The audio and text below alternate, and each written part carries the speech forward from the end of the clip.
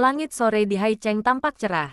Tapi bagi Shen Yizhu, hari itu terasa seperti kabut yang tak pernah benar-benar pergi. Ia berdiri di balkon lantai tertinggi gedung Shen Group, menatap laut yang membentang jauh, laut yang tenang, biru, dan tampak jinak. Tak ada siapapun yang akan mengira bahwa di bawahnya pernah terkubur sesuatu yang mengubah takdir begitu banyak orang. Shen. Suara asistennya terdengar dari belakang. Sopan dan terlatih. Akuisisi panti jompo sudah selesai. Harga berhasil diturunkan 30%. Yizhu hanya mengangguk. Bagus. Ia tak tertarik pada cerita tentang naga jahat, segel kuno, atau legenda yang dipakai orang untuk menakut-nakuti investor. Dunia baginya selalu sederhana. Angka, kontrak, dan keputusan dingin. Ia belajar sejak muda bahwa emosi hanya akan memperlambat langkah. Namun ia tidak tahu. Sejak hari ia menyelamatkan seorang perempuan pingsan di pantai, hidupnya mulai menyimpang dari garis lurus yang selama ini ia jaga. Perempuan itu bernama Hao Mingyue. Saat Yizhu membuka mata di rumah sakit hari itu, yang pertama ia lihat adalah wajah pucat seorang perempuan dengan rambut hitam terurai, mata besar yang tampak terlalu tenang untuk seseorang yang baru saja diseret ombak.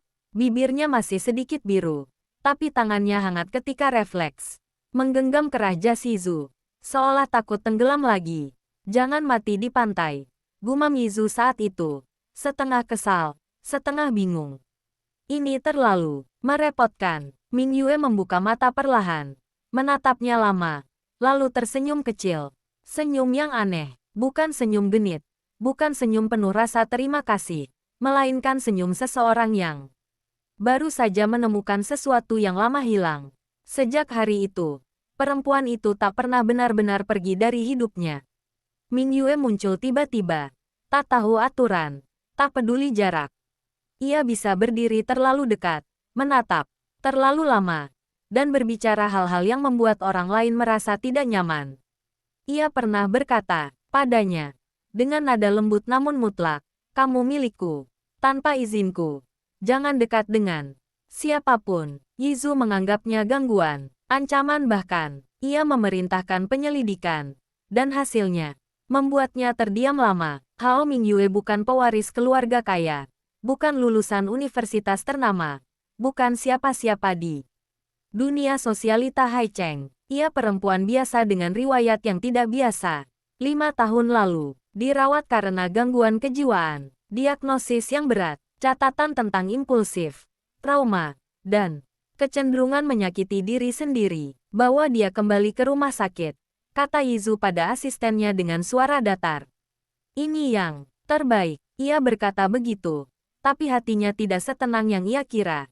Hari Mingyue dibawa pergi. Yizhu berdiri lama di depan jendela mobil, melihat punggungnya menjauh. Perempuan itu tidak melawan, tidak menangis, hanya menoleh sekali dan berkata pelan, "Aku akan menunggu, kamu pasti datang." Yizhu tidak tahu kenapa kalimat sederhana itu terasa seperti beban di dadanya.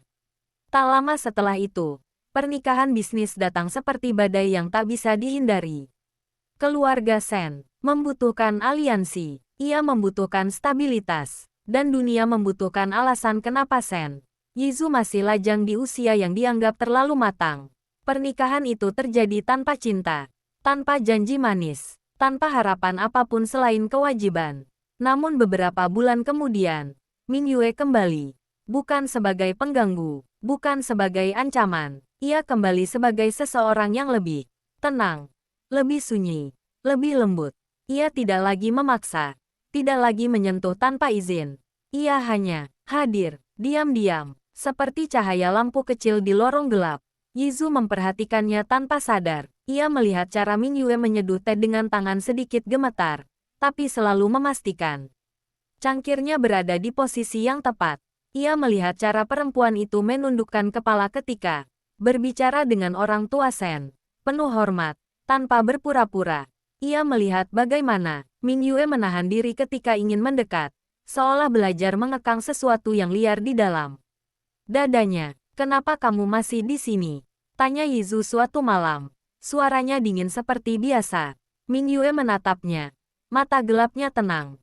Karena aku ingin sembuh, dan karena aku ingin mengenalmu sebagai manusia, bukan sebagai sesuatu yang harus kumiliki. Jawaban itu menghantam Yizu lebih keras dari pengakuan cinta manapun. Ia pria dewasa yang terbiasa mengendalikan segalanya.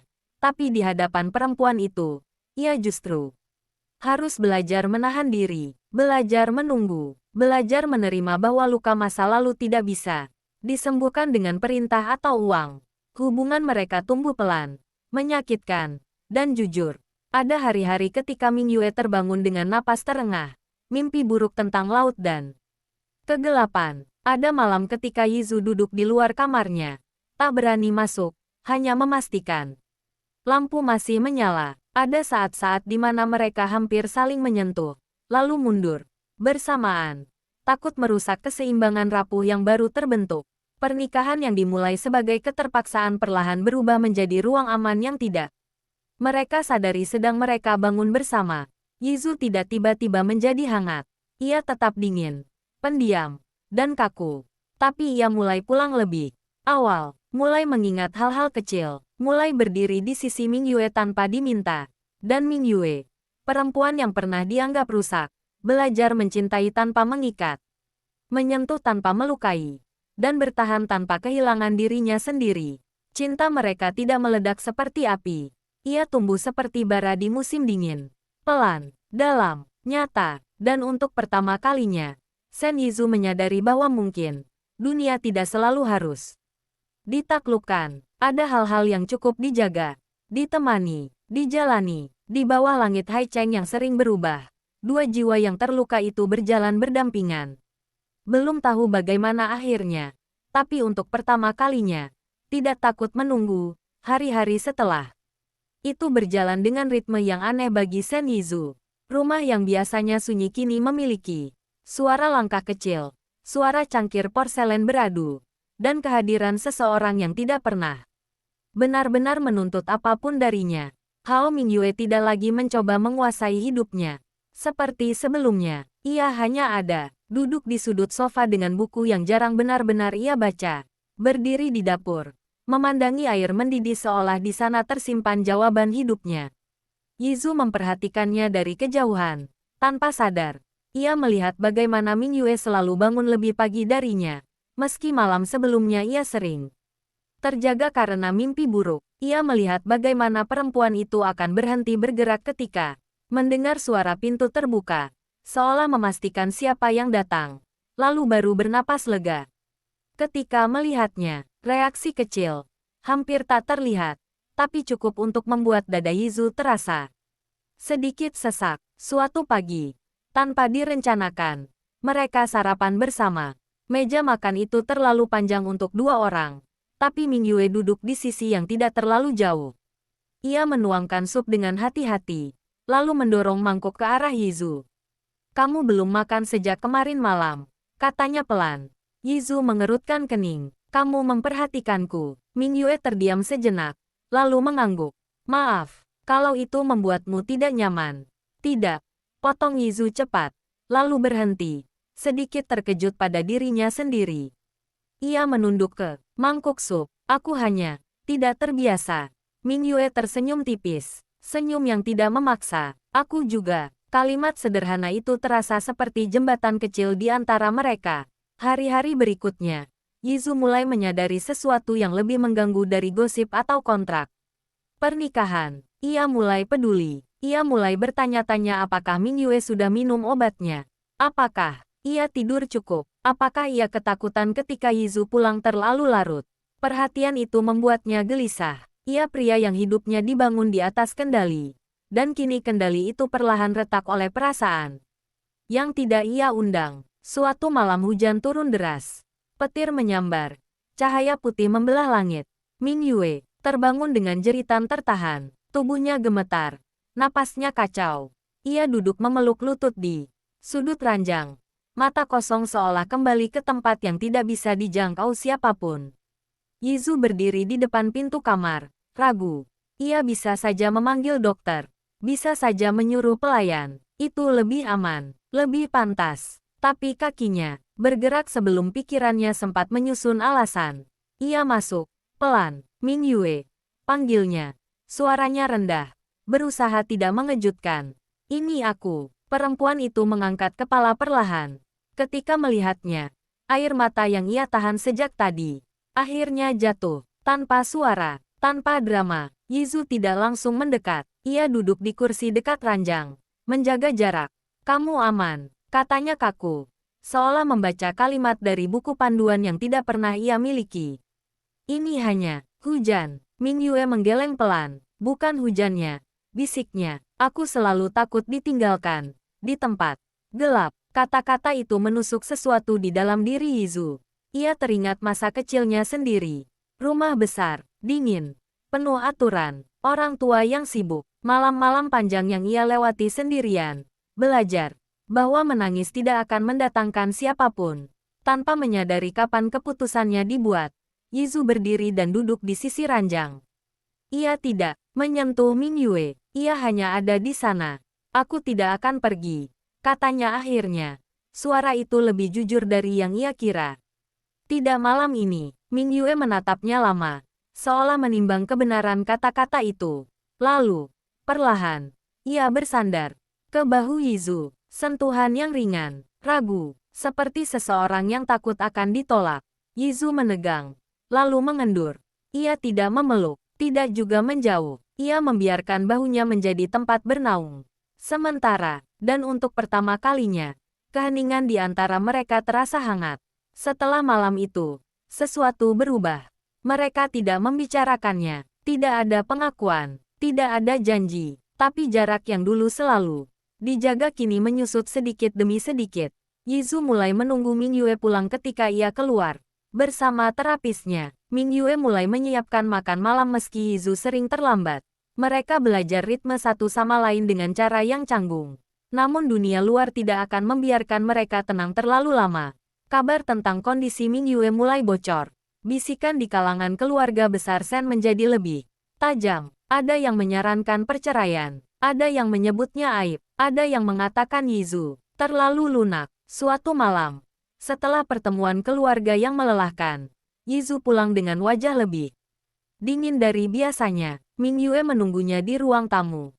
Lampu redup, teh sudah dingin. Kamu ingin berpisah? Tanya Ming Yue tanpa basa-basi. Suaranya tenang, tapi tangannya bergetar. Yizu berhenti melangkah. Siapa yang bilang begitu? Tak perlu ada yang bilang. Jawab Ming Yue. Aku tahu aku bukan istri yang ideal. Aku punya masa lalu, luka, masalah. Ia menunduk. Senyum pahit di bibirnya. Kalau kamu ingin aku pergi, aku akan mengerti. Yizu merasa dadanya diremas keras. Ia berjalan mendekat, berdiri tepat di hadapan Ming Yue. Aku tidak menikahimu untuk ideal, katanya pelan, dan aku tidak mempertahankanmu karena kasihan. Ming Yue mengangkat kepala, matanya berkaca-kaca. Lalu karena apa? Yizu terdiam lama, terlalu lama. Ia bukan pria yang pandai memberi nama pada perasaannya. Tapi, ia tahu satu hal, karena saat kamu di sini, katanya akhirnya, rumah ini tidak lagi terasa kosong. Air mata Ming Yue jatuh tanpa bisa ia tahan. Bukan karena sedih, tapi karena lega. Malam itu, mereka tidak saling berjanji apapun. Tidak ada kata cinta, tidak ada sumpah. Tapi ketika Ming Yue tertidur di sofa karena lelah menangis, Yizu menyelimuti tubuhnya dengan hati-hati. Lalu, duduk di lantai hingga fajar menyingsing. Ia tidak tahu bagaimana masa depan mereka.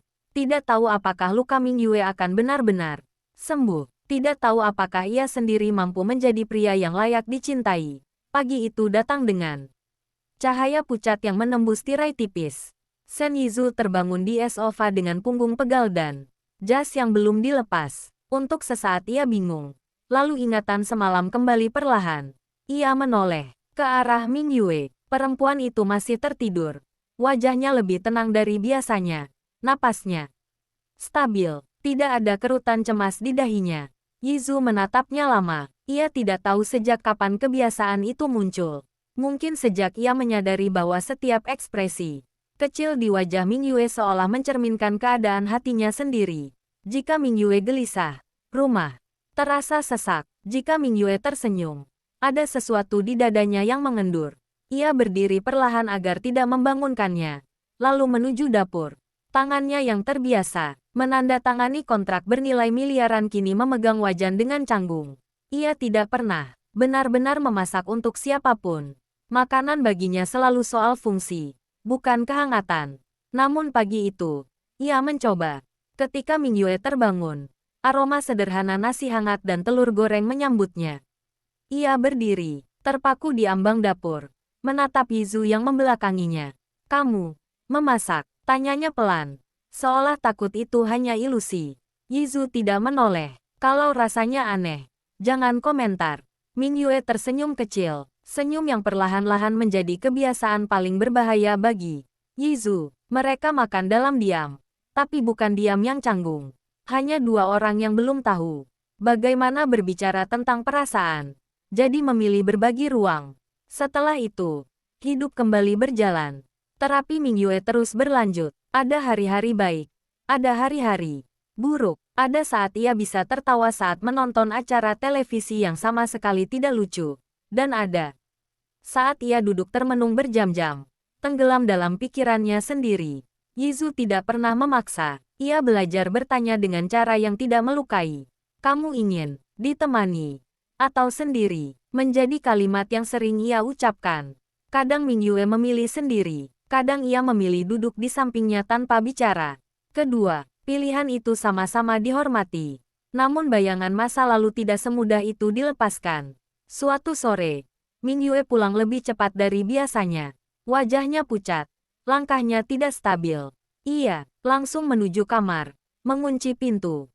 Yizu yang baru pulang rapat merasakan ada sesuatu yang salah bahkan sebelum pelayan memberitahu. Ia berdiri di depan pintu kamar itu lama. Tangannya terangkat, lalu turun lagi. "Aku di sini," katanya akhirnya. Cukup keras untuk terdengar. "Aku tidak akan masuk kalau kamu tidak mau, tapi aku tidak pergi." Di balik pintu, Mingyue duduk memeluk lutut. Air mata membasahi pipinya. Ia baru saja bertemu seseorang dari masa lalunya. Seseorang yang mengingatkannya pada pengkhianatan, pada rasa tidak berharga, pada ketakutan ditinggalkan. "Aku rusak," bisiknya lirik. Meski tahu Yizu mungkin tidak mendengarnya. "Aku selalu merusak segalanya." Di luar, Yizu bersandar ke dinding, merasakan sesuatu meremas dadanya. Ia tidak tahu kata-kata yang tepat. Ia hanya tahu satu hal. Ia tidak ingin Mingyue menghadapi semua itu sendirian. "Kamu tidak rusak," katanya dengan suara rendah tapi tegas. "Kamu terluka, dan luka bisa dirawat." Keheningan panjang menyusul, lalu terdengar suara kunci diputar pelan. Pintu terbuka sedikit. Mingyue berdiri di sana. Mata merah, wajah rapuh. Yizu tidak bergerak. "Bolehkah aku masuk?" Mingyue mengangguk kecil. Ia masuk dan duduk di lantai, sejajar dengan Mingyue. Tidak memeluk, tidak menyentuh, hanya hadir. "Aku takut," kata Mingyue akhirnya. "Takut suatu hari kamu akan merasa lelah denganku." Yizu menatap lantai. Rahangnya mengeras. "Aku juga takut." Akunya pelan. Takut tidak tahu bagaimana cara mencintai dengan benar. Pengakuan itu membuat Mingyue terdiam. Ia tidak pernah mengira pria sedingin Shen Yizu bisa mengucapkan hal seperti itu. Perlahan, Mingyue mengulurkan tangan. Jemarinya menyentuh lengan Yizu. Ragu, seolah meminta izin. Yizu menoleh, tidak menarik diri. Sentuhan itu sederhana, tapi bagi mereka, rasanya seperti langkah besar yang penuh risiko. Hari demi hari, mereka belajar tentang batas, tentang kepercayaan, tentang bagaimana tidak saling menyelamatkan secara berlebihan, tapi juga tidak meninggalkan. Tekanan dari keluarga Shen semakin kuat. Ada pertemuan, ada ancaman halus, ada pembicaraan tentang citra dan masa depan. Suatu malam, Yizu pulang dengan wajah letih. Mingyue menunggunya di ruang kerja. Berdiri, dengan tangan saling menggenggam. "Aku dengar mereka ingin mengirimku ke luar negeri," katanya langsung. "Katanya itu lebih baik untuk reputasimu." Yizu menatapnya tajam. "Siapa yang bilang begitu?" "Ayahmu," jawab Mingyue jujur. "Beliau berkata aku bisa memulai hidup baru." Yizu tertawa kecil tanpa humor. "Dan kamu?" Mingyue menarik napas. "Aku ingin tinggal, tapi aku tidak ingin menjadi beban." Yizu berdiri, berjalan mendekat, berhenti tepat di hadapannya. Dengarkan aku, katanya, perlahan. Menahan emosi yang jarang ia biarkan keluar. Aku tidak mempertahankanmu untuk melawan siapapun. Aku mempertahankanmu karena aku memilihmu. Mata Mingyue berkaca-kaca. Itu cukup, untuk saat ini. Jawab Yizu. Dan mungkin untuk waktu yang lama. Malam itu, mereka berdiri terlalu dekat. Napas mereka saling bersinggungan. Untuk sesaat, dunia seolah menyempit hanya pada dua orang itu. Namun mereka tidak berciuman. Yizu mundur setengah langkah. Kita tidak perlu terburu-buru. Mingyue mengangguk. Terima kasih, karena tidak memaksaku. Keputusan kecil itu justru memperdalam sesuatu di antara mereka. Sesuatu yang bukan sekadar ketertarikan, melainkan kepercayaan yang tumbuh perlahan. Di balik semua itu, luka lama Mingyue belum sepenuhnya sembuh. Ada malam-malam ia kembali terjaga. Ada pikiran gelap yang datang tanpa permisi. Dan Yizu, pria yang selalu tampak kuat, mulai menyadari bahwa mencintai seseorang berarti bersedia terluka bersama, tanpa jaminan akan sembuh lebih dulu.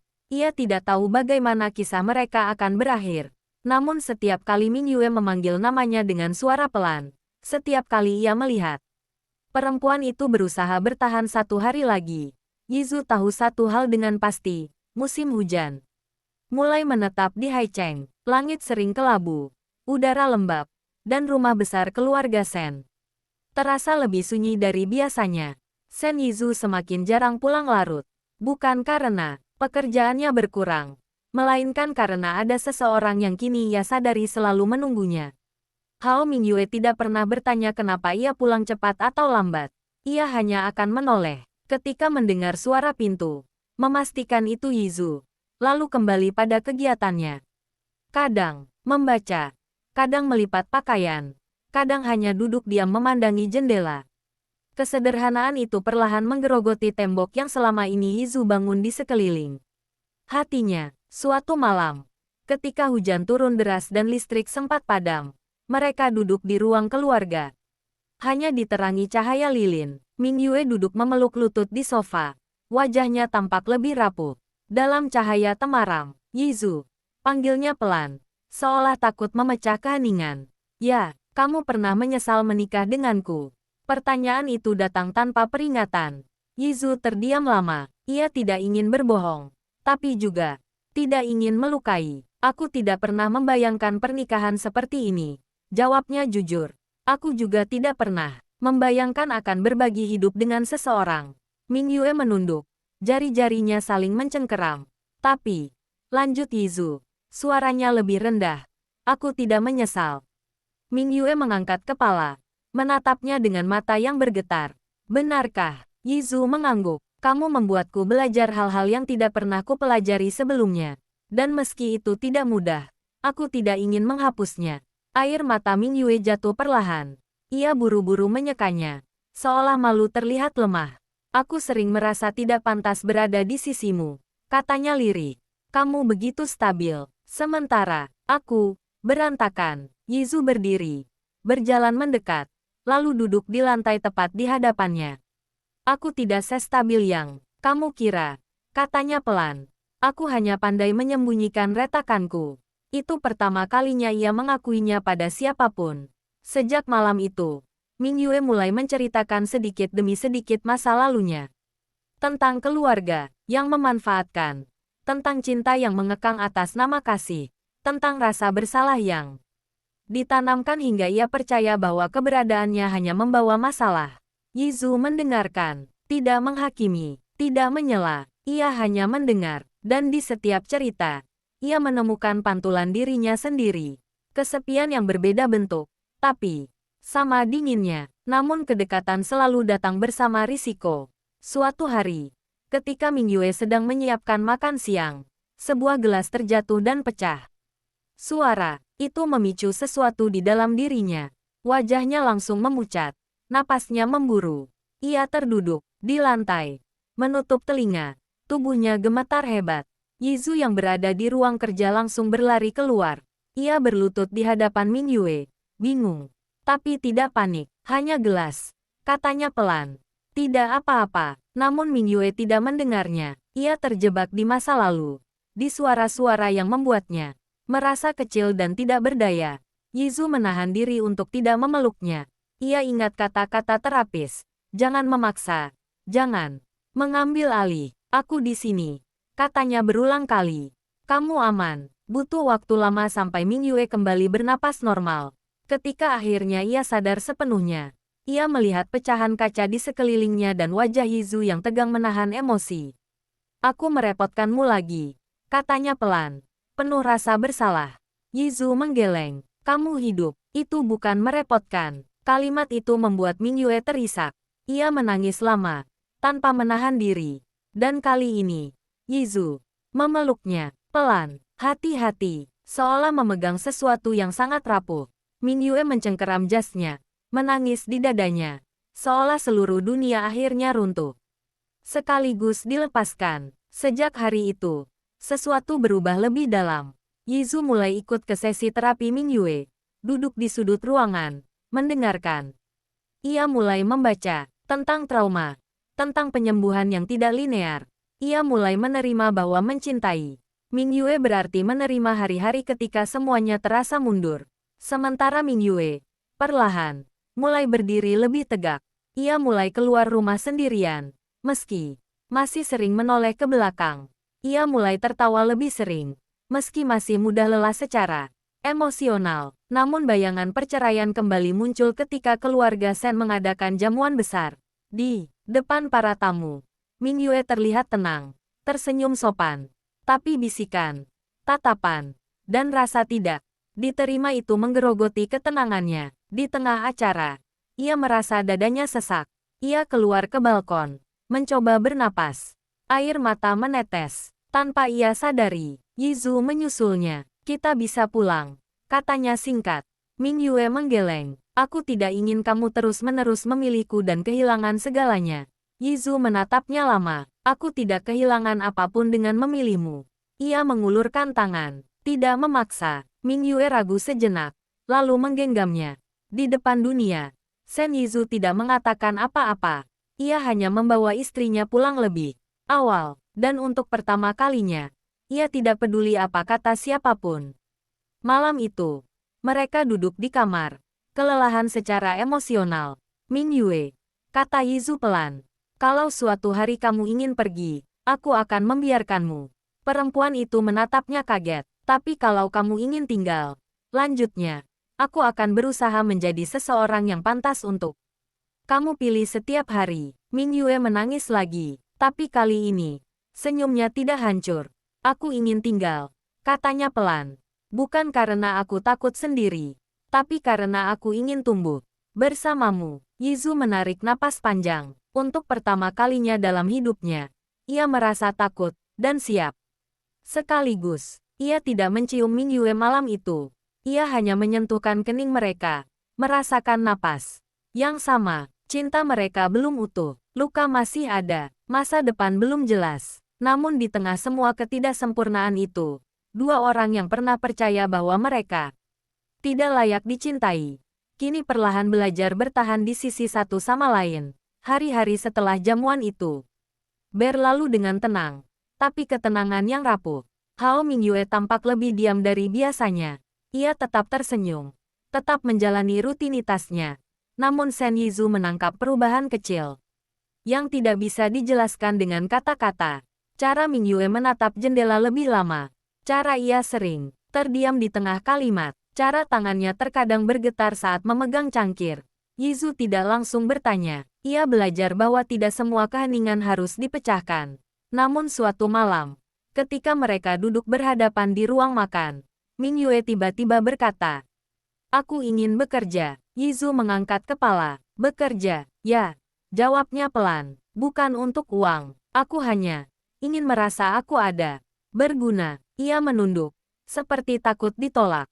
"Kalau kamu keberatan, aku bisa menunggu."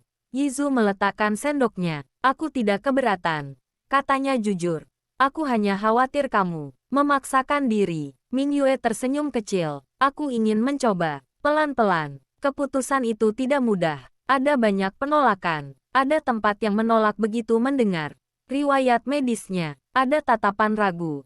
Senyum sopan yang dingin. Setiap kali pulang, Mingyue berusaha terlihat kuat, tapi Yizu tahu betul betapa beratnya semua itu. Suatu sore, Ming Yue pulang dengan mata merah. Ia tidak berkata apapun. Ia hanya duduk di sofa, memeluk tasnya erat-erat. Yizu duduk di sampingnya. Ditolak lagi. Ming Yue mengangguk. Karena aku, katanya lirik. Karena aku tidak normal. Yizu menahan napas. Ia ingin menyangkal. Tapi ia tahu penyangkalan kosong tidak akan menyembuhkan luka itu. Kamu berbeda, katanya akhirnya. Tapi berbeda tidak sama dengan salah. Ming Yue tersenyum tipis. Aku ingin percaya itu. Beberapa hari kemudian, ia diterima bekerja paruh waktu di sebuah toko buku kecil. Bukan tempat mewah, bukan pekerjaan besar. Tapi bagi Ming Yue, itu dunia baru. Dunia di mana ia tidak dikenal. Sebagai istri Shen Yizu, bukan sebagai pasien, hanya sebagai seseorang yang merapikan buku dan menyeduh kopi. Setiap sore, Yizu akan menjemputnya tanpa berkata apapun. Ming Yue selalu menunggu di depan toko, berdiri dengan sabar. Ketika melihat mobilnya, wajahnya akan sedikit berbinar. Momen-momen kecil itu menjadi penopang hari-hari mereka. Namun kebahagiaan yang tumbuh perlahan itu kembali diuji. Suatu malam, Ming Yue mengalami kekambuhan ringan. Bukan serangan besar, hanya perasaan kosong yang tiba-tiba datang, disertai pikiran bahwa semua yang ia bangun akan runtuh. Ia duduk di lantai kamar mandi, memandangi pantulan wajahnya sendiri, merasa asing. Yizu menemukannya di sana. Ia tidak berkata apapun. Ia hanya duduk di sampingnya di lantai dingin, punggung bersandar ke dinding yang sama. Aku takut suatu hari kamu akan lelah, kata Ming Yue tiba-tiba. Dan menyadari bahwa hidupmu akan jauh lebih mudah tanpaku. Yizu menatap lantai. Kalimat itu terlalu dekat dengan ketakutannya sendiri. Aku tidak tahu bagaimana masa depan kita, katanya jujur. Aku tidak bisa menjanjikan bahwa semuanya akan baik-baik saja. Ming Yue menutup mata, menahan napas. Tapi aku tahu satu hal, lanjut Yizu. Setiap hari, aku memilih pulang ke rumah ini. Dan setiap hari, aku memilih kamu. Air mata Ming Yue jatuh lagi. Tapi kali ini ia tidak merasa hancur. Ia menyandarkan kepala ke bahu Yizu. Terima kasih, karena memilihku. Meski aku tidak mudah. Yizu menoleh sedikit. Aku juga tidak mudah. Mereka tertawa kecil. Lelah, tapi nyata. Hubungan mereka tidak berubah drastis. Tidak ada ledakan romantis. Tidak ada pengakuan cinta yang dramatis. Namun sentuhan kecil menjadi lebih sering. Bahu yang saling bersentuhan. Tangan yang berpegangan beberapa detik lebih lama. Tatapan yang tidak segera dialihkan. Suatu malam, setelah Ming Yue pulang kerja dengan wajah kelelahan tapi puas, Yizu berkata, "Kamu terlihat bahagia." Ming Yue mengangguk. "Aku capek, tapi aku merasa hidup." Yizu menatapnya lama. "Aku senang." Kalimat itu sederhana. Tapi bagi Ming Yue, itu berarti dunia. Namun badai tidak pernah benar-benar pergi. Suatu hari, terapis Ming Yue memberi saran yang sulit. Untuk pemulihan jangka panjang, Ming Yue disarankan menjalani terapi intensif di luar kota selama beberapa bulan. Lingkungan baru, jarak, kemandirian. Ming Yue menyampaikan hal itu dengan suara gemetar. Yizu terdiam lama. "Kamu ingin pergi?" tanyanya akhirnya. "Aku ingin sembuh," jawab Ming Yue jujur. "Tapi aku takut, ini akan menjauhkan kita." Yizu merasakan dada sesak. Ia tidak ingin melepaskan. Tapi ia juga tahu bahwa mencintai bukan berarti menahan. "Kalau itu yang kamu butuhkan," katanya pelan, "aku tidak akan menghentikanmu." Ming Yue menatapnya. Air mata menggenang. "Kamu tidak marah." "Aku takut," jawab Yizu. "Tapi aku tidak ingin ketakutanku menjadi belenggumu." Keputusan itu mengguncang mereka berdua. Malam sebelum keberangkatan Ming Yue, mereka duduk di kamar. Koper sudah tertutup. Keheningan terasa berat. "Aku akan kembali," kata Ming Yue pelan. Yizu mengangguk. "Aku akan menunggu." Untuk pertama kalinya sejak mereka menikah, Yizu mengulurkan tangan dan memeluk Ming Yue. Dengan penuh, bukan hati-hati, bukan ragu, pelukan yang kokoh. Seolah berkata, "Aku di sini. Dan aku tidak akan menghilang." Ming Yue menangis di dadanya, menggenggamnya erat. "Tolong jangan pergi, bahkan kalau aku jauh." Yizu memejamkan mata. Aku tidak kemana-mana. Malam itu, mereka tidak mengucapkan kata cinta. Tidak ada ciuman yang penuh gairah. Hanya dua orang dewasa yang saling berjanji dengan kehadiran. Dan ketika Mingyue akhirnya berangkat keesokan paginya, Yizu berdiri lama di depan rumah yang kembali sunyi. Hari pertama tanpa Hao Mingyue terasa jauh lebih sunyi dari yang Sen Yizu perkirakan. Rumah itu kembali hening. Tapi bukan hening yang menenangkan. Hening yang kosong. Tidak ada suara langkah pelan di pagi hari. Tidak ada cangkir teh yang diletakkan hati-hati di mejanya. Tidak ada cahaya kecil yang biasanya menyala di kamar sebelah saat malam terlalu panjang. Yizu tetap menjalani rutinitasnya. Bangun pagi, bekerja, menghadiri rapat, pulang malam. Semuanya sama seperti sebelum ia menikah. Namun ada sesuatu yang berbeda. Ia sering berhenti di tengah aktivitas. Merasa ada yang kurang. Seolah pikirannya tertinggal di tempat lain. Ia mulai menunggu pesan. Pesan singkat dari Mingyue datang tidak teratur. Kadang hanya satu kalimat. Kadang foto langit senja. Kadang tidak ada apa-apa selama 2 hari. Setiap kali ponselnya bergetar, Yizu refleks menoleh. Lalu berpura-pura tetap tenang. Aku baik-baik saja hari ini.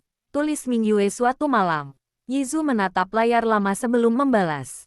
Aku senang mendengarnya. Jangan memaksakan diri. Jawaban itu terdengar dingin. Ia tahu itu. Tapi ia tidak tahu bagaimana menuliskan kerinduannya.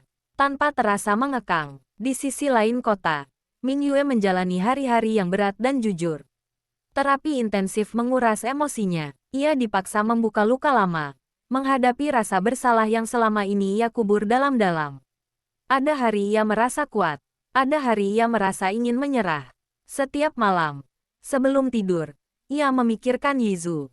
Cara pria itu duduk diam di sampingnya tanpa memaksa. Cara suaranya selalu rendah dan stabil. Bahkan ketika dirinya runtuh, ia merindukannya. Tapi untuk pertama kalinya, kerinduan itu tidak membuatnya panik. Bulan pertama berlalu. Suatu hari, Yizu menerima telepon dari Dr. Mingyue. Tidak ada keadaan darurat, hanya laporan perkembangan. Mingyue menunjukkan kemajuan. Meski masih rapuh, ia belajar mengelola ketakutan tanpa melarikan diri. Ia mulai bisa berdiri sendiri tanpa selalu mencari pegangan. Telepon itu membuat Yizu merasa lega sekaligus tersisih. Ia menyadari betapa mudahnya ia terbiasa menjadi tempat berlindung Mingyue. Dan kini, perempuan itu sedang belajar berdiri tanpa bersandar padanya. Kesadaran itu menyakitkan, tapi juga perlu. Malam itu, Yizu menulis pesan panjang, lalu menghapusnya. Ia menulis lagi, lalu menghapus lagi. Akhirnya ia hanya mengirim satu kalimat. Aku bangga padamu. Mingyue membacanya sambil duduk di bangku taman pusat rehabilitasi. Ia menatap layar lama, lalu menutup mata. Air mata jatuh perlahan. Bukan karena sedih, melainkan karena merasa dilihat. Waktu terus berjalan. Hubungan mereka berubah bentuk. Tidak lagi bergantung, tapi terhubung.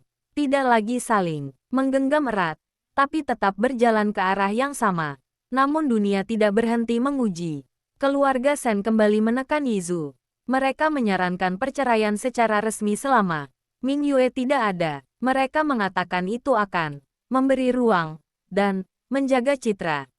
Yizu mendengarkan tanpa bereaksi. Seperti biasa, malam itu, ia duduk sendirian di ruang kerja, memandangi cincin pernikahan di jarinya. Ia ingat wajah Mingyue saat pertama kali memakainya.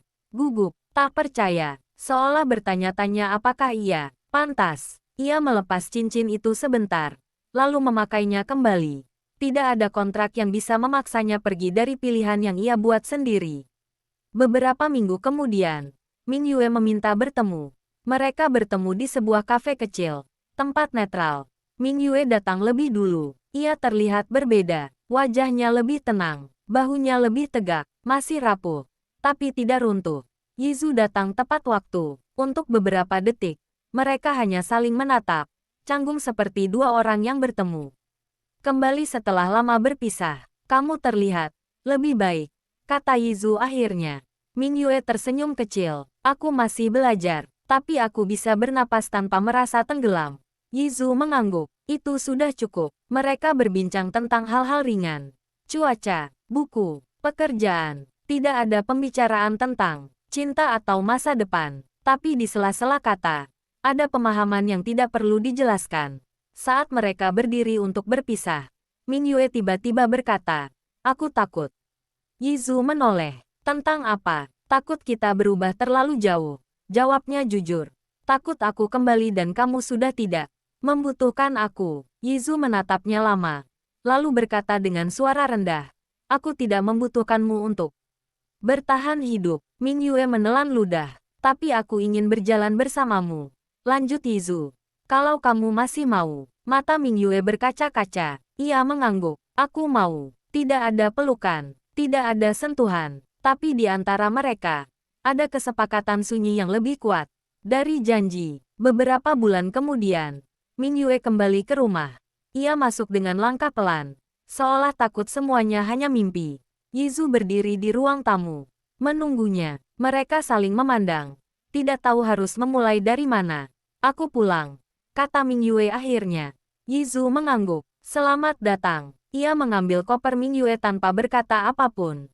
Gerakan sederhana itu membuat dada Mingyue menghangat. Malam itu, mereka duduk berdampingan di sofa. Tidak terlalu dekat, tidak terlalu jauh. "Aku tidak lagi ingin diselamatkan," kata Mingyue pelan. "Aku ingin berdiri di sampingmu." Yizu menatapnya. "Aku juga tidak ingin menjadi penyelamat. Aku ingin menjadi pasangan." Untuk pertama kalinya, mereka saling menggenggam tangan tanpa ragu. Bukan karena takut kehilangan, melainkan karena yakin untuk tinggal.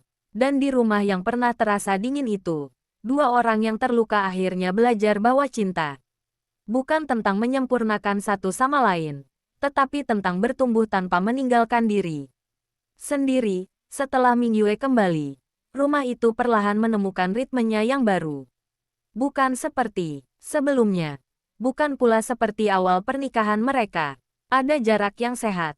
Ada kedekatan yang tidak memaksa. Mereka tidak selalu makan bersama. Tidak selalu berbicara panjang. Namun, keberadaan satu sama lain terasa nyata. Seperti napas yang tenang di ruang yang sama. Mingyue kembali bekerja di toko buku. Kini dengan jam yang sedikit lebih panjang. Ia pulang, membawa aroma kertas dan kopi. Kadang dengan wajah lelah. Kadang dengan mata berbinar karena percakapan kecil dengan pelanggan. Yizu sering mendengarkannya bercerita tanpa menyela. Hanya mengangguk atau menambahkan komentar singkat. Ia mulai mengenali suara Mingyue ketika sedang bahagia. Dan ketika sedang berusaha kuat. Suatu malam, ketika Mingyue pulang lebih larut dari biasanya, hujan kembali turun deras. Ia masuk, dengan rambut sedikit basah. Jaketnya meneteskan air. Yizu yang sedang membaca dokumen, menoleh. Lalu tanpa berkata apapun mengambil handuk dan menyerahkannya. "Kamu kehujanan," katanya singkat.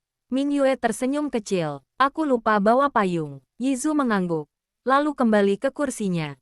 Namun beberapa detik kemudian ia berdiri lagi, mengambil secangkir teh hangat dan meletakkannya di depan Mingyue. Gerakan kecil itu membuat Mingyue terdiam sejenak. "Terima kasih," katanya pelan. Yizu hanya mengangguk. Malam itu, mereka duduk lebih dekat dari biasanya.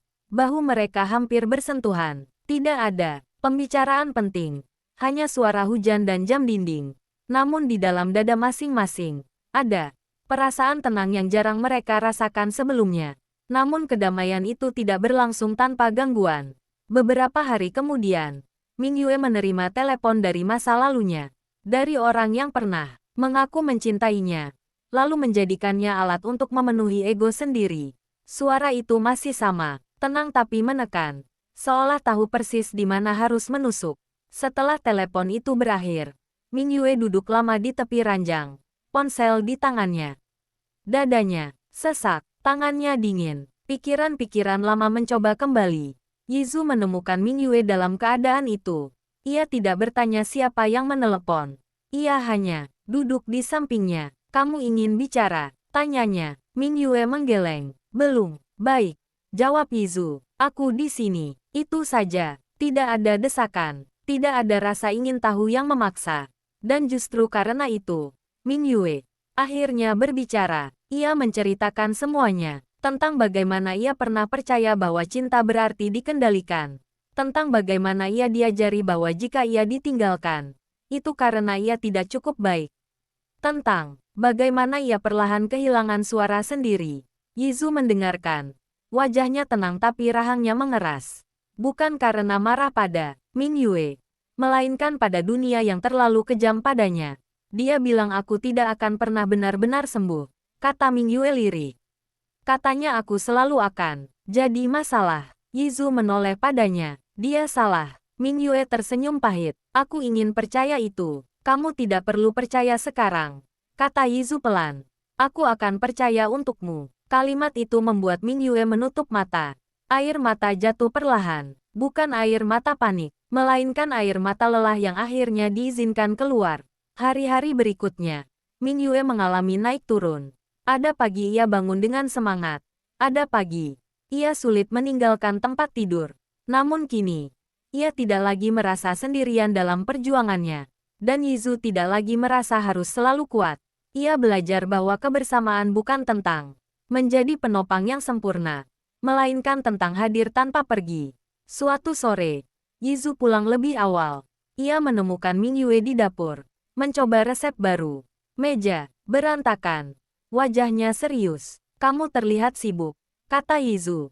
Ming Yue tersenyum. Aku ingin mencoba sesuatu. Kalau gagal, jangan tertawa. Yizu berdiri di sampingnya. Aku bisa membantu. Ming Yue menoleh kaget. Kamu, aku bisa memotong, jawab Yizu datar. Mereka memasak bersama dengan cara yang canggung. Pisau yang terlalu kaku di tangan Yizu. Ming Yue yang terlalu fokus sampai lupa api. Namun di tengah kekacauan kecil itu, mereka tertawa. Tawa pelan. Tidak berlebihan, tapi nyata. Makan malam itu sederhana dan rasanya biasa saja. Tapi mereka duduk lebih lama dari biasanya. Tidak ingin cepat beranjak. Ming Yue, kata Yizu tiba-tiba. Ya, apa yang kamu harapkan dari pernikahan ini? Sekarang, tanyanya pelan. Seolah pertanyaan itu sudah lama ia simpan. Ming Yue terdiam. Ia memikirkan jawabannya dengan hati-hati. Aku tidak berharap diselamatkan, katanya akhirnya. Aku hanya berharap kita bisa saling jujur dan tidak saling meninggalkan ketika sulit. Yizu mengangguk. Itu juga yang aku inginkan. Malam itu, ketika mereka berdiri di depan kamar masing-masing, Ming Yue berhenti sejenak. Yizu, katanya ragu, bolehkah aku memelukmu? Permintaan itu sederhana, tapi syarat makna. Bukan paksaan, bukan dorongan emosi sesaat. Yizu menatapnya beberapa detik, lalu mengangguk. Boleh, pelukan itu tidak lama, tidak penuh gairah, tapi hangat dan aman. Ming Yue menempelkan dahinya ke dada Yizu. Mendengar detak jantungnya yang stabil, Yizu membiarkan tangannya berada di punggung Ming Yue. Tidak menekan, tidak menahan. Ketika mereka berpisah, tidak ada kecanggungan, hanya rasa tenang yang tertinggal. Cinta mereka belum sempurna, masa lalu masih sesekali mengetuk, masa depan masih penuh tanda tanya. Namun untuk pertama kalinya, Hao Ming Yue dan Shen Yizu tidak lagi berjalan dengan rasa takut yang mendominasi. Pelukan malam itu tidak berubah menjadi apapun yang lebih. Namun sejak saat itu, ada sesuatu yang tenang menetap di antara mereka. Bukan rasa memiliki yang menyesakkan. Bukan pula jarak dingin yang memisahkan. Melainkan kehadiran yang sadar. Mereka tahu satu sama lain ada. Dan itu cukup. Hari-hari berlalu. Ming Yue semakin jarang mengalami malam-malam gelap yang membuatnya terjaga sampai fajar. Masih ada mimpi buruk. Masih ada rasa takut yang datang tanpa aba-aba. Tapi, kini ia tahu bagaimana kembali.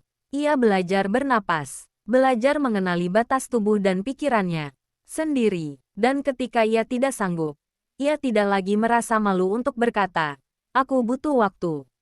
Yizu mendengarnya. Selalu, ia mulai mengubah kebiasaannya tanpa ia sadari.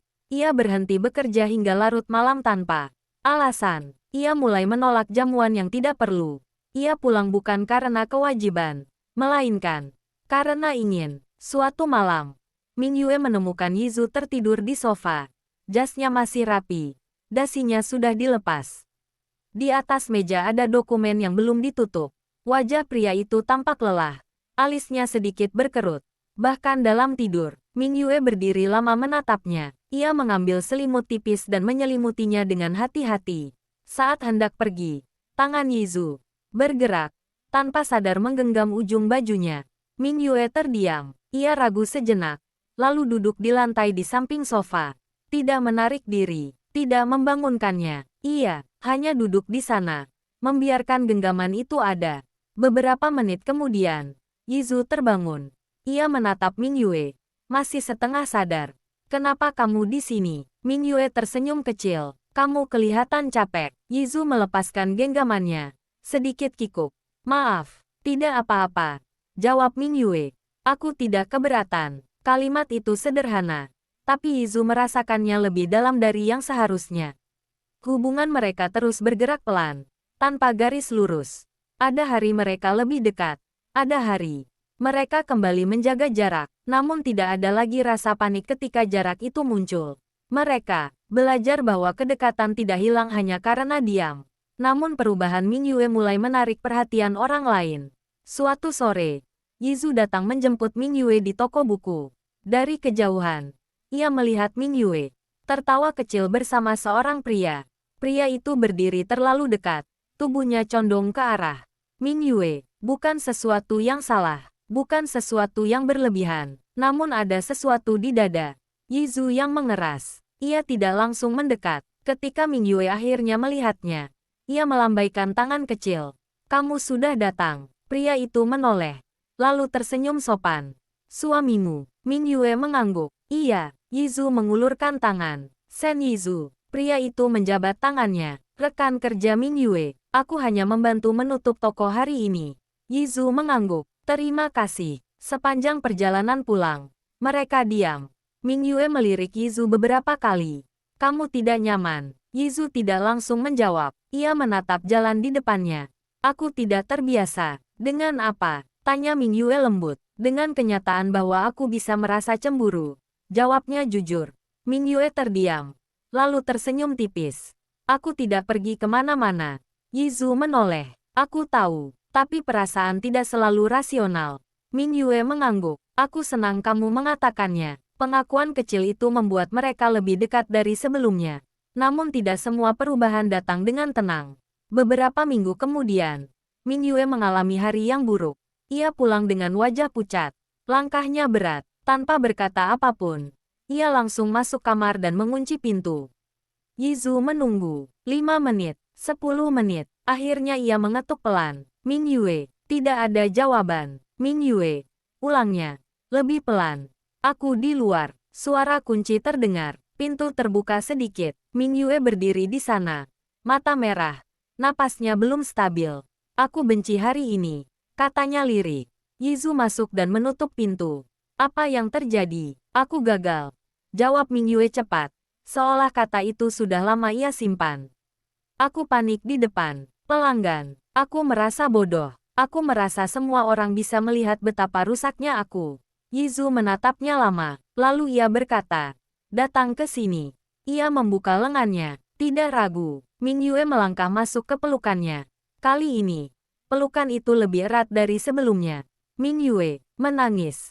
Tubuhnya gemetar, tapi ia tidak terjatuh.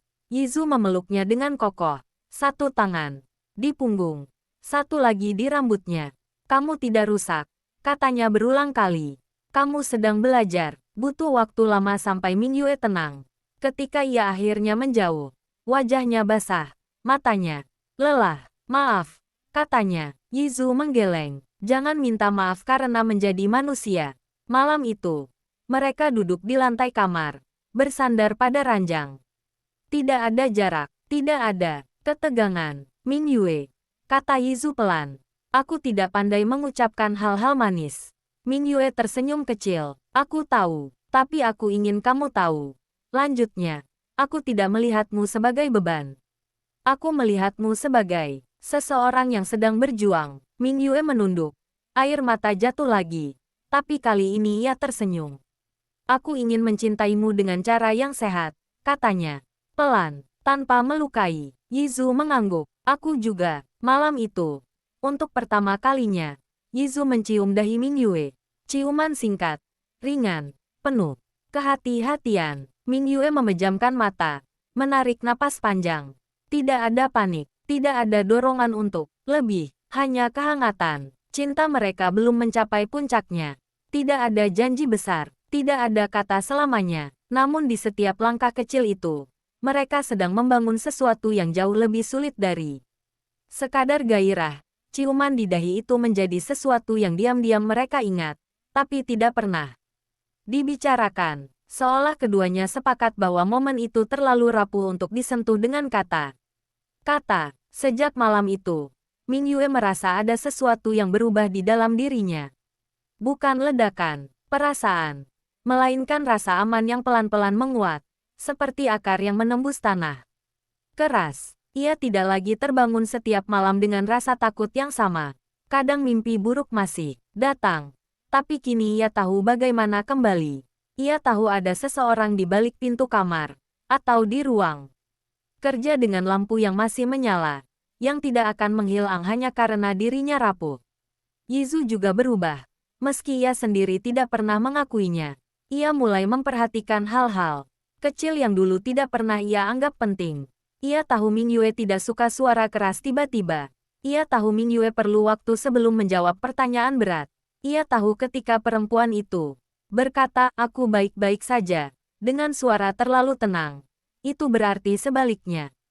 Dan Ming Yue tahu, di balik sikap dingin Yizu, ada kelelahan yang jarang ia bagi pada siapapun.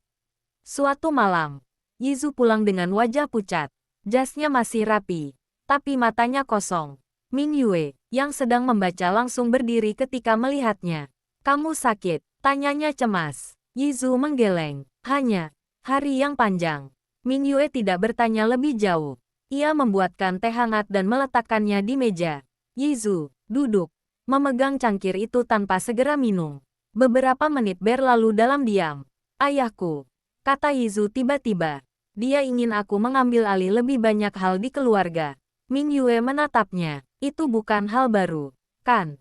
Yizu mengangguk. "Tapi kali ini berbeda. Dia ingin aku mengorbankan sesuatu." Ming Yue menunggu. "Dia ingin aku melepaskan pernikahan ini," lanjut Yizu.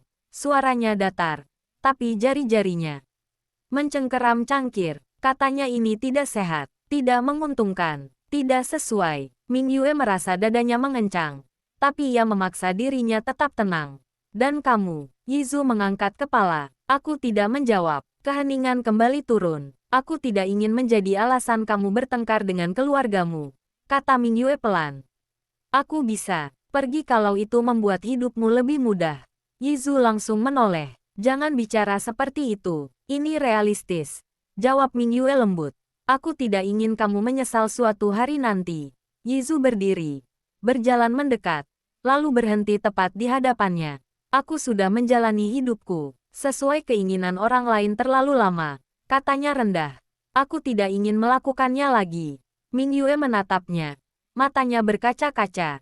"Aku takut kamu akan membenciku nanti." Yizu menggeleng. "Aku lebih takut membenci diriku sendiri." Kalimat itu membuat Ming Yue terdiam. Ia tidak pernah melihat Yizu sejujur itu. Tidak membentengi diri dengan logika atau sikap dingin. Malam itu, mereka duduk berdampingan di sofa. Ming Yue menyandarkan kepala ke bahu Yizu, perlahan, memberi ruang baginya untuk menarik diri jika tidak nyaman. Namun Yizu tidak bergerak. Ia membiarkan kepala itu tetap di sana. "Aku tidak menjanjikan hidup yang mudah," katanya pelan. "Aku juga tidak menjanjikan bahwa aku selalu tahu apa yang harus kulakukan." Ming Yue tersenyum kecil. "Aku tidak butuh kesempurnaan." Ia mengangkat kepala sedikit. "Aku hanya ingin kejujuran." Yizu mengangguk. "Aku bisa memberimu itu." Hari-hari berikutnya dipenuhi percakapan yang lebih dalam. Tentang ketakutan, tentang harapan, tentang batasan. Mereka mulai membicarakan hal-hal yang dulu mereka hindari karena takut merusak keseimbangan. Suatu sore, Ming Yue berkata, "Aku ingin suatu hari nanti kamu mencintaiku bukan karena aku kuat, tapi juga ketika aku lemah." Yizu menjawab tanpa ragu, "Aku sudah melakukannya." Ming Yue terdiam lama setelah itu. Namun tekanan dari luar tidak berhenti. Gosip kembali muncul. Keluarga besar Shen mulai terang. Terangan menunjukkan ketidaksetujuan. Ada undangan yang tidak lagi menyebut nama Ming Yue. Ada rapat yang diadakan tanpa sepengetahuan Yizu. Suatu hari, Ming Yue mengetahui semuanya dari orang lain. Ia pulang dengan wajah pucat, tapi kali ini bukan karena panik, melainkan karena keputusan. Aku tidak ingin kamu memilih sendirian, katanya pada Yizu malam itu. Aku ingin kita memutuskan bersama. Yizu menatapnya. Apa maksudmu? Aku ingin kamu jujur, jawab Ming Yue. Kalau suatu hari kamu merasa beban ini terlalu berat, aku tidak ingin kamu bertahan hanya karena kasihan. Yizu menarik napas panjang. Aku bertahan karena aku ingin. Ming Yue mengangguk. Maka aku juga ingin bertahan karena aku memilih. Ia melangkah mendekat, lalu memegang tangan Yizu dengan mantap. Tidak ragu, tidak gemetar. Aku tidak ingin lari lagi, katanya. Aku ingin berdiri di sisimu. Meski itu sulit. Untuk pertama kalinya, Yizu merasakan dorongan yang tidak ia tahan. Ia mengangkat tangan Ming Yue dan mencium punggungnya pelan. Gestur kecil, tapi penuh makna. Ming Yue tersenyum. Air mata menggenang. Malam itu, mereka tidak hanya duduk berdampingan. Mereka saling bersandar. Dan untuk pertama kalinya, Yizu membiarkan dirinya benar-benar lelah di hadapan seseorang. Ia menyandarkan kepalanya ke bahu Ming Yue. Menutup mata. Ming Yue tidak bergerak. Ia membiarkan pria itu beristirahat. Di saat itulah ia menyadari sesuatu. Cinta mereka bukan tentang siapa yang lebih kuat atau siapa yang menyelamatkan siapa. Cinta mereka adalah tentang dua orang yang saling belajar untuk tidak pergi ketika dunia mendorong mereka menjauh. Dan meski jalan di depan masih panjang, penuh rintangan dan ketidakpastian, untuk pertama kalinya, mereka tidak lagi menghadapinya sendirian. Mereka menghadapinya bersama. Setelah malam itu, ada kesepakatan tak terucap di antara mereka. Tidak ada lagi pembicaraan tentang pergi sebagai jalan keluar. Tidak ada lagi kalimat yang diawali dengan, kalau suatu hari kamu lelah. Mereka berhenti menyiapkan pintu darurat, dan mulai benar-benar tinggal. Namun keputusan untuk tinggal selalu membawa konsekuensi. Beberapa hari kemudian, Yizu dipanggil ke rumah utama keluarga Shen. Ia pergi sendiri. Ming Yue tidak memintanya untuk mengajaknya. Dan Yizu tidak menawarkan. Mereka tahu ini adalah pertarungan yang harus dihadapi Yizu sebagai dirinya sendiri. Bukan sebagai suami yang bersembunyi di balik alasan. Malam itu, Ming Yue menunggu. Ia mencoba membaca, tapi huruf-huruf berbaur. Ia mencoba memasak, tapi api terlalu besar. Akhirnya ia duduk di sofa, memeluk bantal, mendengarkan detak jam yang terasa terlalu keras. Ketika pintu akhirnya terbuka, Ming Yue langsung berdiri. Yizu masuk dengan wajah tenang, terlalu tenang. Jasnya masih rapi, tapi ada kelelahan di bahunya, yang tidak bisa ia sembunyikan. Bagaimana? Tanya Ming Yue pelan. Yizu tidak langsung menjawab. Ia meletakkan kunci, melepas jas, lalu duduk. Baru setelah itu ia berkata, mereka memberiku pilihan. Ming Yue menahan napas. Pilih keluarga, lanjut Yizu, atau pilih hidupku sendiri. Hening, apa yang kamu pilih? Suara Ming Yue hampir tidak terdengar. Yizu menatapnya lama. Aku memilih untuk tidak memilih berdasarkan ancaman. Air mata Ming Yue menggenang. Itu berarti mereka tidak senang, kata Yizu jujur. Dan itu berarti akan ada jarak. Ming Yue berjalan mendekat, lalu duduk di lantai di depan Yizu, menatapnya dari bawah. Aku tidak ingin menjadi alasan kamu kehilangan mereka. Yizu menggeleng. Mereka tidak hilang. Mereka hanya tidak mendapatkan kendali penuh lagi. Ia menunduk, menghela napas panjang. Aku lelah selalu menjadi anak yang patuh. Kalimat itu sederhana, tapi Ming Yue tahu betapa beratnya itu bagi Yizu. Ia mengulurkan tangan. Yizu menggenggamnya. Tidak ada ucapan heroik. Tidak ada janji bahwa semuanya akan baik-baik saja. Hanya dua orang yang mengakui bahwa jalan yang mereka pilih tidak mudah, tapi tetap ingin berjalan. Hari-hari berikutnya membawa perubahan nyata. Beberapa proyek keluarga dialihkan. Yizu kehilangan sebagian dukungan lama, tapi juga menemukan kebebasan yang belum pernah ia rasakan. Ia mulai mengambil keputusan tanpa meminta persetujuan semua orang. Dan meski itu melelahkan, ada kepuasan sunyi di sana. Ming Yue melihat perubahan itu dengan campuran rasa bangga dan khawatir. Suatu malam, ia berkata, kamu boleh merasa lelah. Kamu tidak harus selalu kuat di depanku. Yizu menatapnya. Aku sedang belajar. Ming Yue tersenyum. Aku juga. Namun masa lalu tidak pernah pergi sepenuhnya. Suatu pagi, Ming Yue menerima pesan yang membuat tangannya gemetar. Dari orang yang sama. Kali ini lebih tajam, lebih manipulatif. Menyebut nama Yizu. Menyebut pernikahan mereka. Menyebut kebenaran yang seharusnya diketahui Yizu.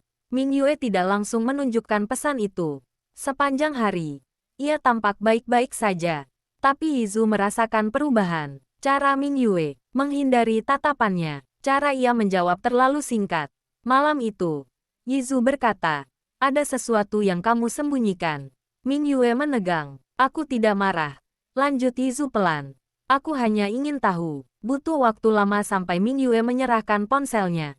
Tangannya gemetar. Yizu membaca pesan itu dengan wajah yang semakin mengeras.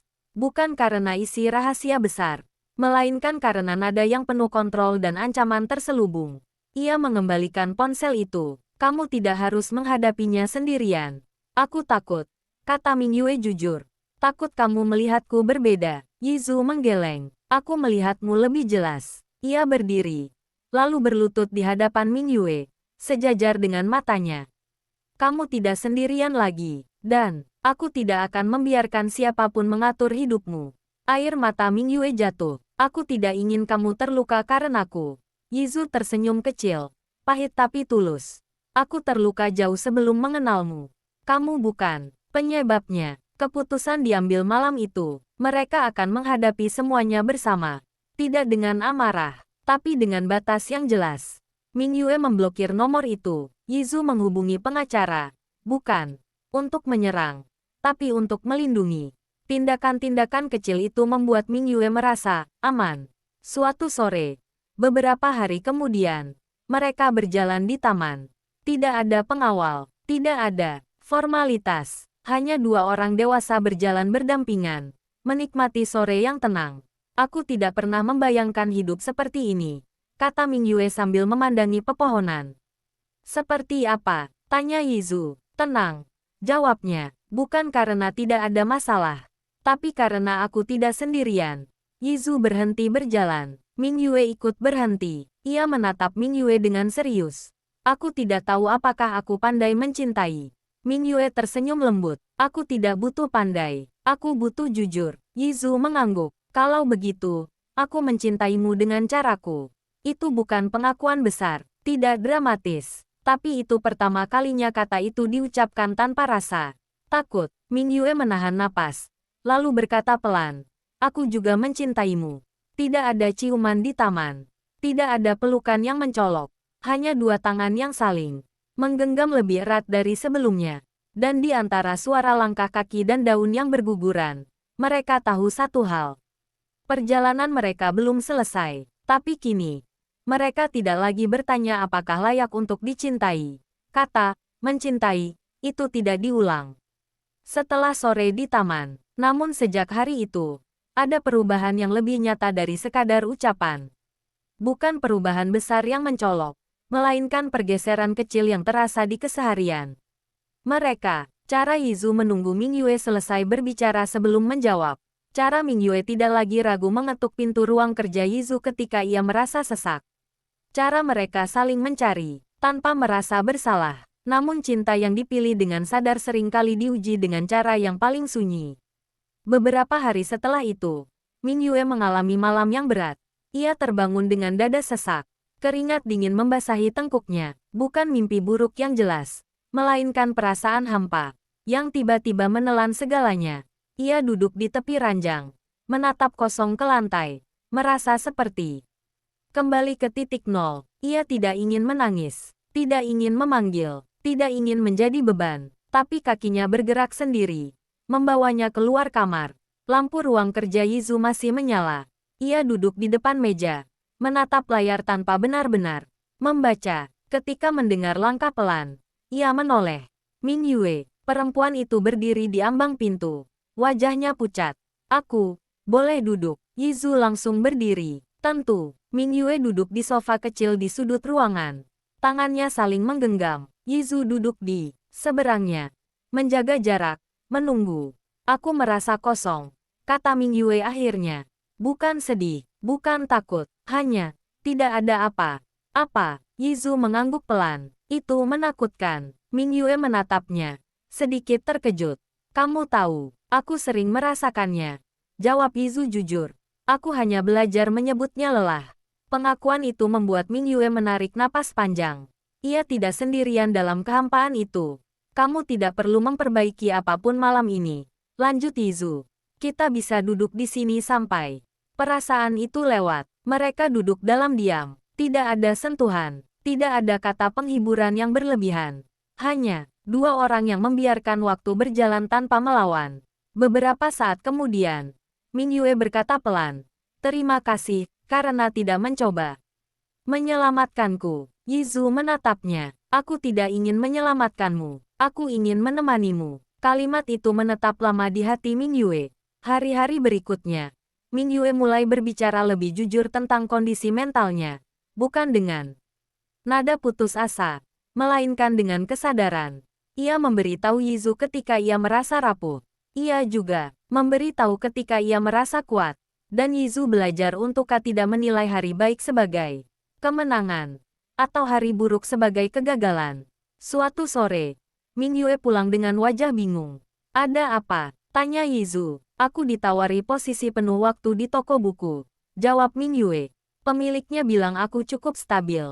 Sekarang, Yizu tersenyum tipis. Kamu ingin menerimanya? Ming Yue ragu. Aku takut. Kalau aku tidak sanggup.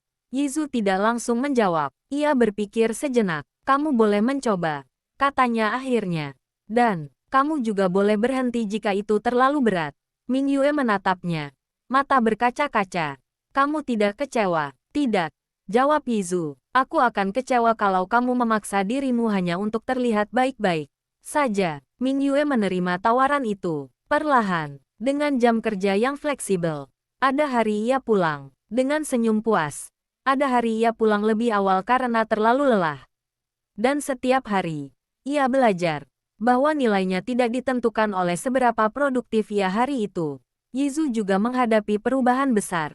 Dengan jarak dari keluarga utama, ia harus mengambil keputusan sendiri. Tidak semua berjalan mulus. Ada proyek yang gagal. Ada kelelahan yang menumpuk. Ada malam ketika ia duduk lama di ruang kerja, menatap laporan tanpa fokus.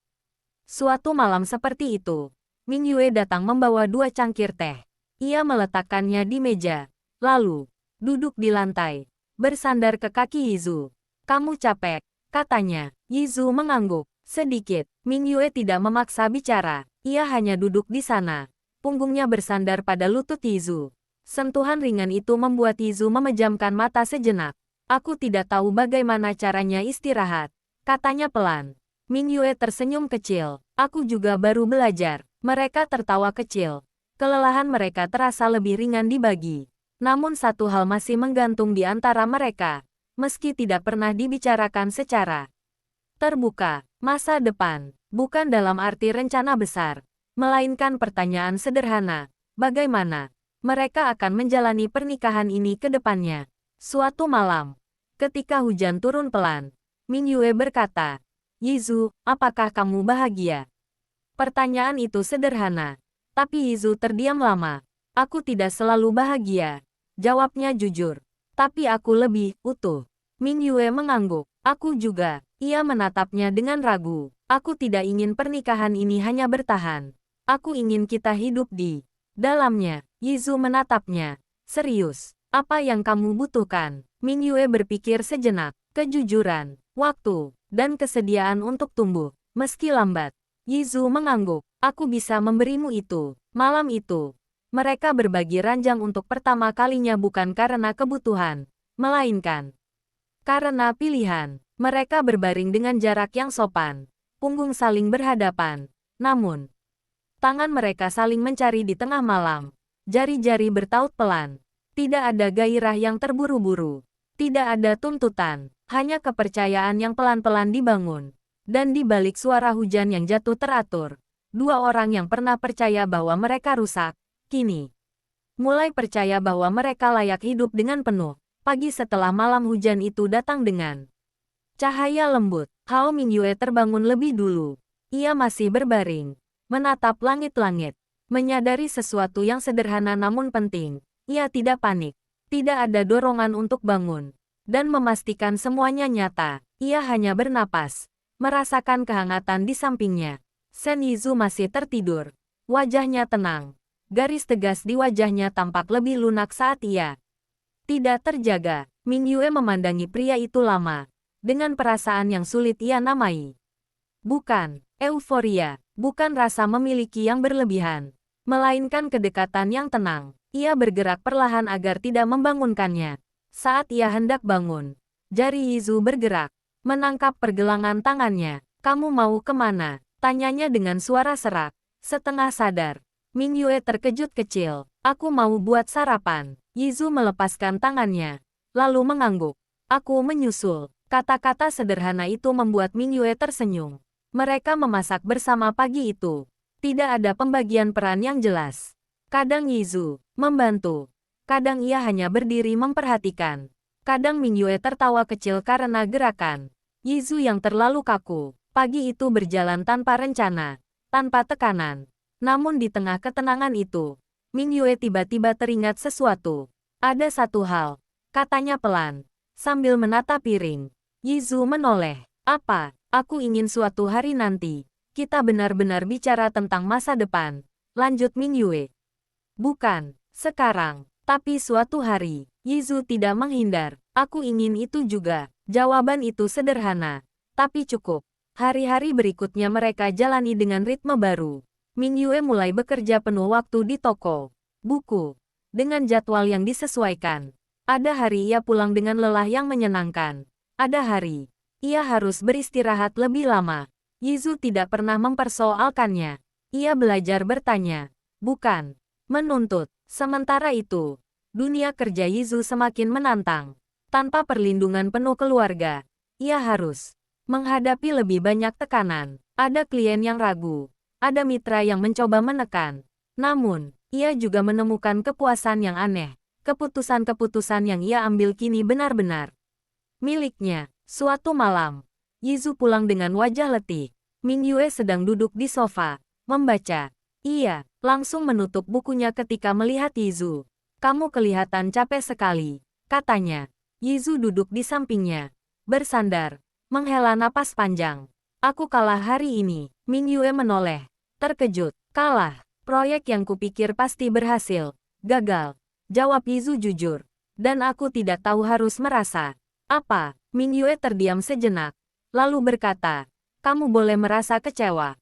Yizu menatapnya. "Kamu tidak menyuruhku kuat." Mingyue menggeleng. "Aku belajar bahwa tidak semua hari harus dimenangkan." Kalimat itu membuat Yizu tersenyum kecil. Ia menyandarkan kepalanya ke bahu Mingyue. Untuk pertama kalinya tanpa rasa canggung, Mingyue mengangkat tangan, menyentuh rambutnya pelan, lalu berhenti, memberi ruang jika Yizu ingin menjauh. Namun Yizu tetap di sana. "Aku tidak tahu kenapa," katanya pelan. "Tapi bersamamu, aku merasa boleh gagal." Mingyue menelan ludah. Matanya berkaca-kaca. "Aku juga merasa begitu." Kedekatan mereka semakin nyata. Namun tetap berhati-hati. Tidak ada tuntutan fisik yang mendahului kesiapan. Setiap sentuhan lahir dari permintaan atau izin. Setiap jarak dihormati. Namun masa lalu kembali mengetuk dengan cara yang tidak terduga. Suatu sore, Mingyue bertemu secara tidak sengaja dengan seorang kenalan lama di dekat toko buku. Orang itu mengenalinya, menyebut namanya dengan nada yang membuat jantung Mingyue berdegup tidak nyaman. Percakapan singkat itu cukup untuk mengguncangnya. Malam itu, Mingyue pulang dengan langkah berat. Ia duduk di kamar mandi, menatap pantulan dirinya sendiri, merasakan dorongan lama ingin menghilang. Namun kali ini, ia tidak mengunci diri. Ia keluar dan mengetuk pintu kamar Yizu. Yizu membuka pintu, terkejut melihat wajah Mingyue yang pucat.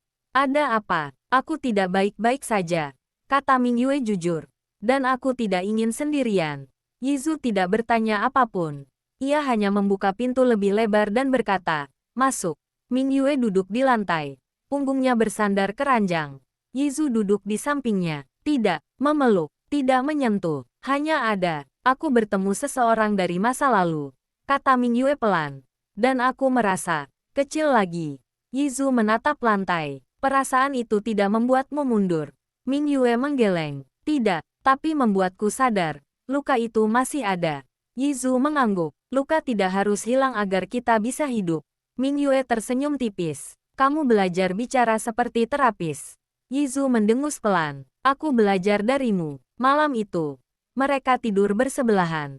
Kali ini lebih dekat, tidak saling membelakangi. Ming Yue menyentuhkan punggung tangannya ke tangan Yizu. Bertanya tanpa kata. Yizu membalas dengan menggenggam pelan. Tidak ada ciuman, tidak ada janji. Namun di dalam keheningan itu, mereka berdua tahu sesuatu telah berubah lagi. Bukan menjadi lebih cepat, melainkan lebih dalam. Mereka tidak lagi hanya bertahan bersama. Mereka mulai membangun kehidupan yang sungguh-sungguh mereka jalani. Dan meski masa depan masih samar, langkah mereka kini lebih mantap. Hari-hari berikutnya terasa lebih padat, tapi tidak menyesakkan. Hao Mingyue mulai menemukan ritme baru dalam pekerjaannya. Ia tidak lagi selalu pulang dengan raut ragu. Ada hari ia lelah, ada hari ia kecewa pada dirinya sendiri. Tapi ada juga hari ketika ia pulang dengan cerita kecil yang membuatnya tersenyum. Tanpa sadar, tentang pelanggan yang kembali hanya untuk bertanya rekomendasi buku. Tentang anak kecil yang tertidur di sudut toko sambil memeluk buku cerita. Hal-hal sederhana yang membuatnya merasa hidupnya bergerak. Shen Yizu mendengarkannya setiap malam. Kadang hanya dengan anggukan, kadang dengan komentar pendek. Ia tidak selalu memahami dunia Ming Yue, tapi ia belajar untuk menghargainya. Suatu malam, Ming Yue pulang dengan wajah sedikit muram. Kamu capek? Tanya Yizu. Ming Yue menggeleng pelan. Aku merasa bersalah. Kenapa? Aku merasa hidupku mulai tenang. Jawab Ming Yue jujur. Dan bagian diriku merasa itu tidak adil. Seolah aku tidak pantas merasa baik-baik saja setelah semua yang terjadi. Yizu terdiam sejenak. Ia memikirkan kata-kata itu. Lalu berkata, aku juga sering merasa begitu. Ming Yue menatapnya. Setiap kali aku merasa hidupku stabil. Lanjut Yizu. Aku selalu menunggu sesuatu runtuh. Seolah ketenangan hanyalah jeda sebelum hukuman. Ming Yue menghela napas panjang. Bagaimana kamu menghadapinya? Aku belum sepenuhnya tahu. Jawab Yizu. Tapi sekarang, aku mencoba menerima bahwa hidup tidak selalu menuntut penebusan. Kata-kata itu terasa berat, tapi juga melegakan. Malam itu, Ming Yue duduk di samping Yizu di sofa. Tanpa berkata apapun, ia menyandarkan kepalanya di bahu Yizu. Sentuhan itu masih membuat jantungnya berdetak lebih cepat, tapi tidak lagi disertai rasa takut. Yizu mengangkat tangan, ragu sejenak, lalu meletakkannya di punggung Ming Yue. Tidak memeluk erat, tidak menekan, hanya memastikan ia ada. Hari-hari berikutnya, mereka mulai melakukan hal-hal yang dulu tidak pernah mereka rencanakan. Bersama, berbelanja kebutuhan rumah, menyusun ulang rak buku, memilih tirai baru karena yang lama terlalu gelap bagi Ming Yue. Keputusan-keputusan kecil yang perlahan membentuk rasa memiliki terhadap ruang yang mereka tinggali bersama. Namun satu sore, sesuatu terjadi yang membuat Ming Yue kembali goyah. Seorang pelanggan di toko buku mengeluh dengan nada keras. Bukan tentang kesalahan besar, hanya buku yang terlambat datang. Namun nada suaranya cukup untuk membuat Ming Yue terdiam. Jantungnya berdegup cepat, tangannya gemetar. Ia mencoba menjelaskan, tapi kata-katanya berantakan. Pemilik toko segera mengambil alih, menenangkan pelanggan itu. Namun setelah kejadian itu, Ming Yue tidak bisa melanjutkan pekerjaannya.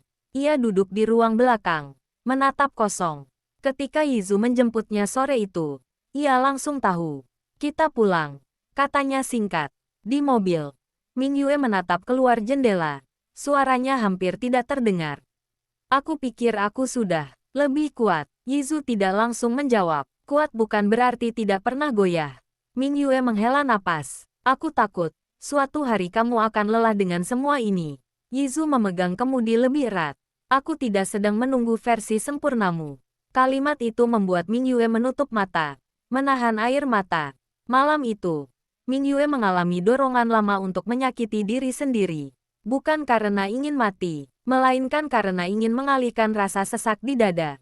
Ia berdiri di kamar mandi, menatap laci yang dulu pernah menjadi tempat pelarian. Tangannya gemetar, namun ia menutup laci itu. Ia keluar dari kamar mandi dan langsung menuju ruang kerja Yizu. Tanpa kata, ia berdiri di depan pintu. Ketika Yizu menoleh dan melihat wajahnya, ia langsung berdiri. Aku butuh bantuan, kata Mingyue jujur. Suaranya bergetar.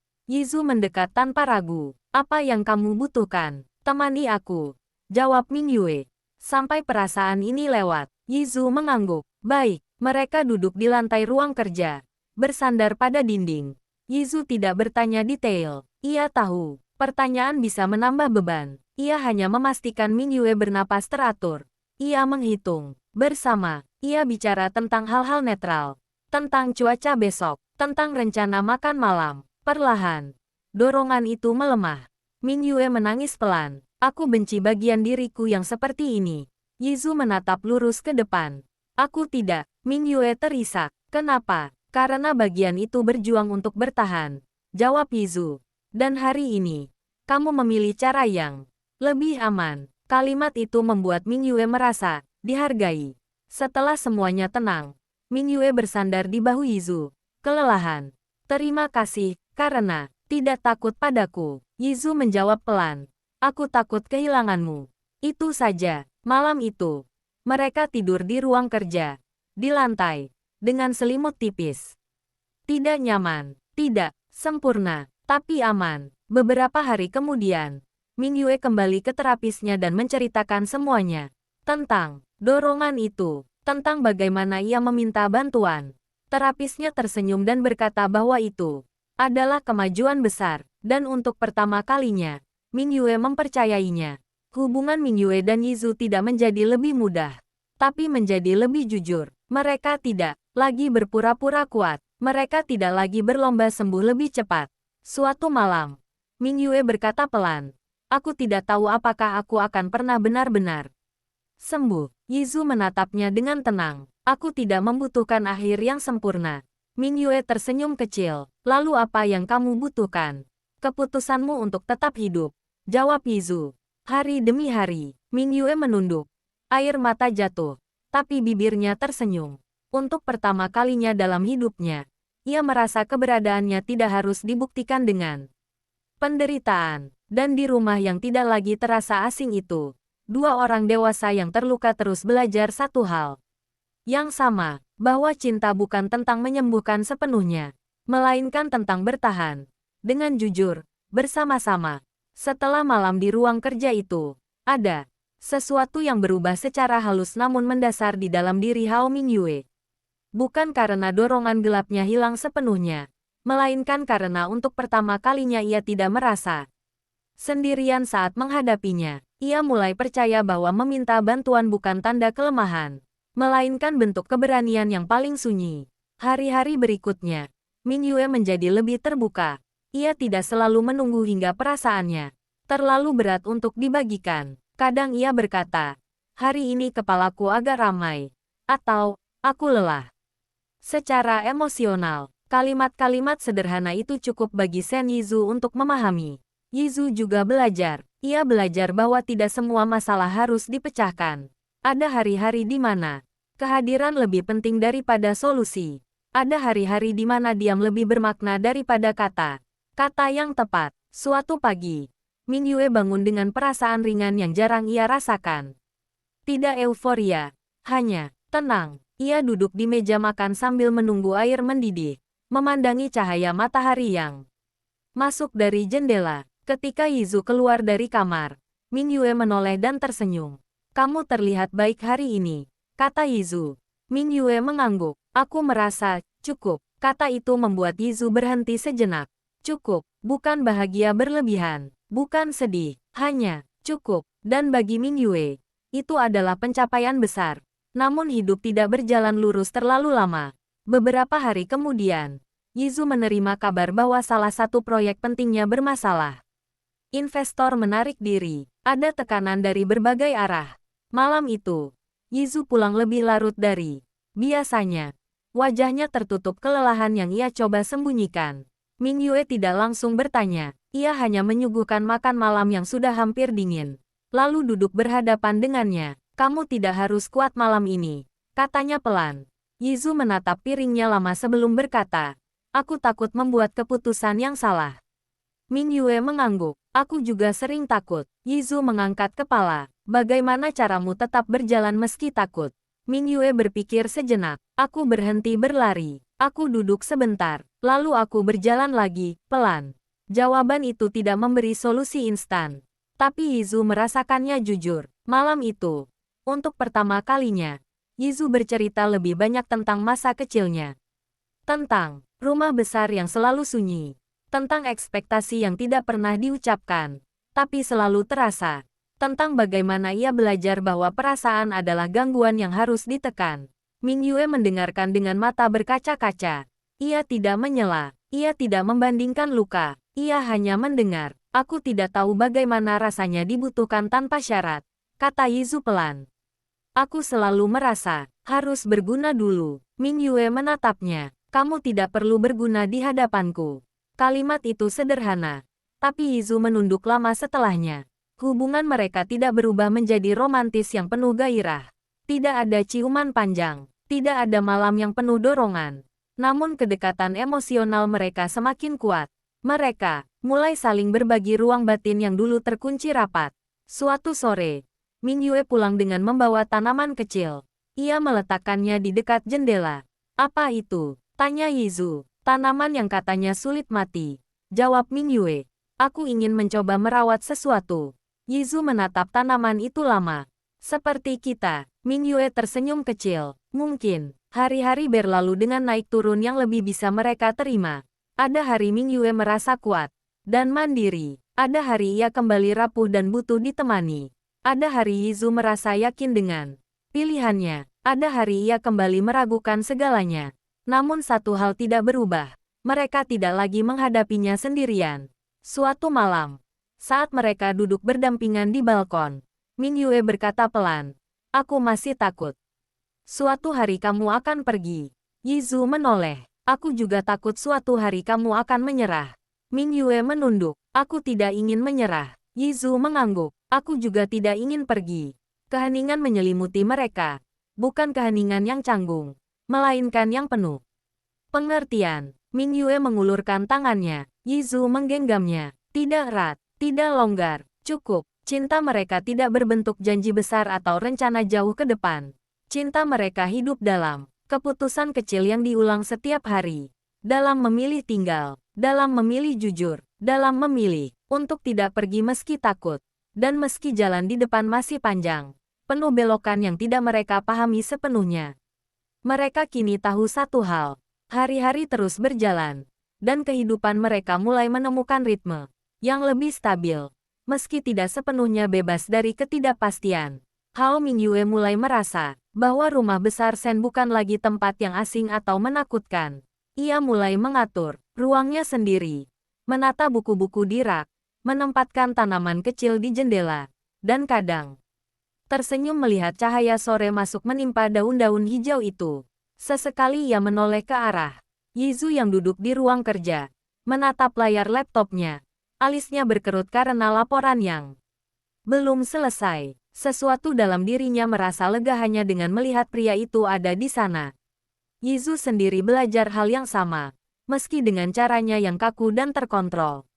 Ia mulai menunggu Mingyue pulang dari toko buku tanpa rasa gelisah. Ia tidak lagi membiarkan pikirannya dipenuhi kemungkinan terburuk. Ia menunggu dengan sabar, menyiapkan teh hangat atau makanan ringan, tidak karena ia harus melakukannya, tapi karena ia ingin. Keinginan itu pelan-pelan mengubah hatinya. Suatu sore, Mingyue pulang lebih awal. Hujan rintik turun di luar, membuat jalanan berkilau. Ia membuka pintu dan menemukan Yizu duduk di sofa, buku yang terbuka di pangkuannya. Namun, matanya tetap menatap ke jendela. Ia menoleh ketika melihat Mingyue dan tersenyum tipis. Senyum yang jarang muncul, tapi selalu membuat hati Mingyue bergetar. Kamu pulang lebih cepat hari ini, kata Yizu. Suaranya rendah, tapi hangat. Mingyue meletakkan tasnya dan duduk di sampingnya. Hari ini tidak terlalu ramai di toko, jawabnya. Mereka diam beberapa saat, mendengarkan suara hujan. Keheningan itu bukan keheningan yang canggung, melainkan nyaman. Kamu terlihat tenang hari ini, kata Yizu akhirnya. Lebih dari biasanya, Mingyue tersenyum tipis. Aku belajar bernapas lebih lama, belajar menerima diriku, sedikit demi sedikit. Yizu menatapnya lama, ada rasa kagum yang jarang ia tunjukkan. Ia memiringkan kepalanya dan berkata, aku bangga padamu. Mingyue menelan ludah. Kalimat itu sederhana, tapi berat maknanya. Ia merasakan rasa aman yang ia rindukan selama ini, bukan karena Yizu memuji, tapi karena kalimat itu datang tanpa tuntutan. Tanpa syarat, hari-hari berikutnya, mereka mulai berbagi lebih banyak momen kecil yang dulu tidak pernah ada. Sarapan bersama di pagi hari, meski jarang. Berjalan-jalan sore di taman dekat rumah. Kadang, mereka duduk di balkon, memandang kota, dan berbicara tentang hal-hal remeh, warna daun, aroma, hujan, buku favorit, bahkan makanan yang ingin dicoba. Namun kedekatan itu juga membawa tantangan baru. Mingyue kadang merasa cemas ketika harus menghadapi orang-orang lama atau kenalan yang mengetahui riwayatnya. Ia takut dihakimi, takut terlihat lemah. Pada saat seperti itu, Yizu selalu hadir, tidak dengan kata-kata besar, tapi hanya dengan kehadiran. Ia duduk di samping Mingyue, membiarkan tangannya menempel perlahan di punggungnya, atau hanya diam bersama di ruang yang sama. Kehadiran itu cukup. Suatu malam, Mingyue terbangun karena mimpi buruk. Hatinya berdebar, napasnya terengah. Ia berdiri di kamar mandi, menatap pantulan wajahnya sendiri, merasakan dorongan lama untuk menyerah. Tapi kali ini berbeda. Ia tidak sendirian. Ia menoleh, dan Yizu berdiri di pintu. Matanya gelap tapi penuh perhatian. Aku di sini, katanya rendah. Mingyue menelan napas dan berkata, aku takut. Yizu melangkah ke sisinya. Aku tahu, tapi kita hadapi ini bersama. Mereka duduk di lantai kamar mandi, saling bertatapan sesaat. Lalu Mingyue perlahan memegang tangan Yizu. Tidak erat, tidak lemah, cukup untuk tahu bahwa ada yang menemaninya. Sejak malam itu, Mingyue mulai belajar menghadapi rasa takutnya tanpa menyerah. Ia tahu jika jatuh, Yizu ada. Ia tahu jika gelisah, Yizu menunggu. Dan setiap hari, kepercayaan itu tumbuh. Hari demi hari, Yizu pun mulai belajar cara mencintai yang lebih lembut. Ia tidak selalu tahu kata yang tepat, tidak selalu bisa membaca emosi Mingyue dengan sempurna. Tapi ia belajar untuk sabar, untuk menunggu, untuk hadir, dan setiap keberhasilan kecil Mingyue terasa seperti kemenangan. Mereka berdua, suatu sore, ketika mereka duduk di balkon sambil minum teh, Mingyue berkata pelan, Yizu, aku tidak tahu apakah aku akan pernah benar-benar sembuh dari semua rasa takutku. Yizu menatapnya, aku tidak perlu kamu sembuh untuk mencintaimu. Aku mencintaimu apa adanya. Mingyue tersenyum dan memejamkan mata. Kata-kata itu sederhana, tapi bagi Mingyue, rasanya lebih kuat dari janji besar manapun. Ia merasakan kehangatan yang tidak bisa dibeli. Rasa aman yang dulu hanya ia impikan. Dan di sana, di balkon yang remang cahaya sore, dua orang yang pernah merasa rusak, kini belajar bahwa cinta bukan tentang sempurna, bukan tentang cepat, tapi tentang tetap berada di sisi satu sama lain, menghadapi hari demi hari, dengan sabar, dengan lembut, dan dengan jujur. Beberapa minggu berlalu, dan rumah besar Sen mulai terasa hidup dengan cara yang baru. Hao Mingyue kini memiliki rutinitas sendiri, tapi selalu ada Yizu di dekatnya, bukan sebagai penjaga, bukan sebagai pelindung yang mengekang, tapi sebagai pasangan yang hadir tanpa menuntut. Ia belajar membuka diri dengan jujur tentang hari-harinya. Jika ada yang membuatnya gelisah, ia akan bilang, hari ini aku merasa berat, dan Yizu hanya akan duduk di sampingnya, diam, atau memegang tangannya. Pelan, tidak ada kalimat klise, tidak ada nasihat yang memaksa, hanya kehadiran. Suatu sore, Mingyue pulang dengan wajah muram. Ia baru saja menghadapi seorang pelanggan yang keras kepala di toko buku. Perasaan gagal dan cemas lama muncul kembali, membuat dadanya sesak.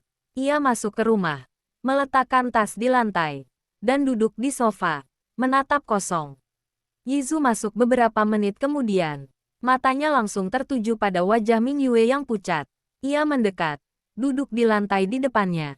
Apa yang terjadi? Tanyanya lembut. Ming Yue menghela napas panjang. Aku merasa seperti masih belum cukup baik.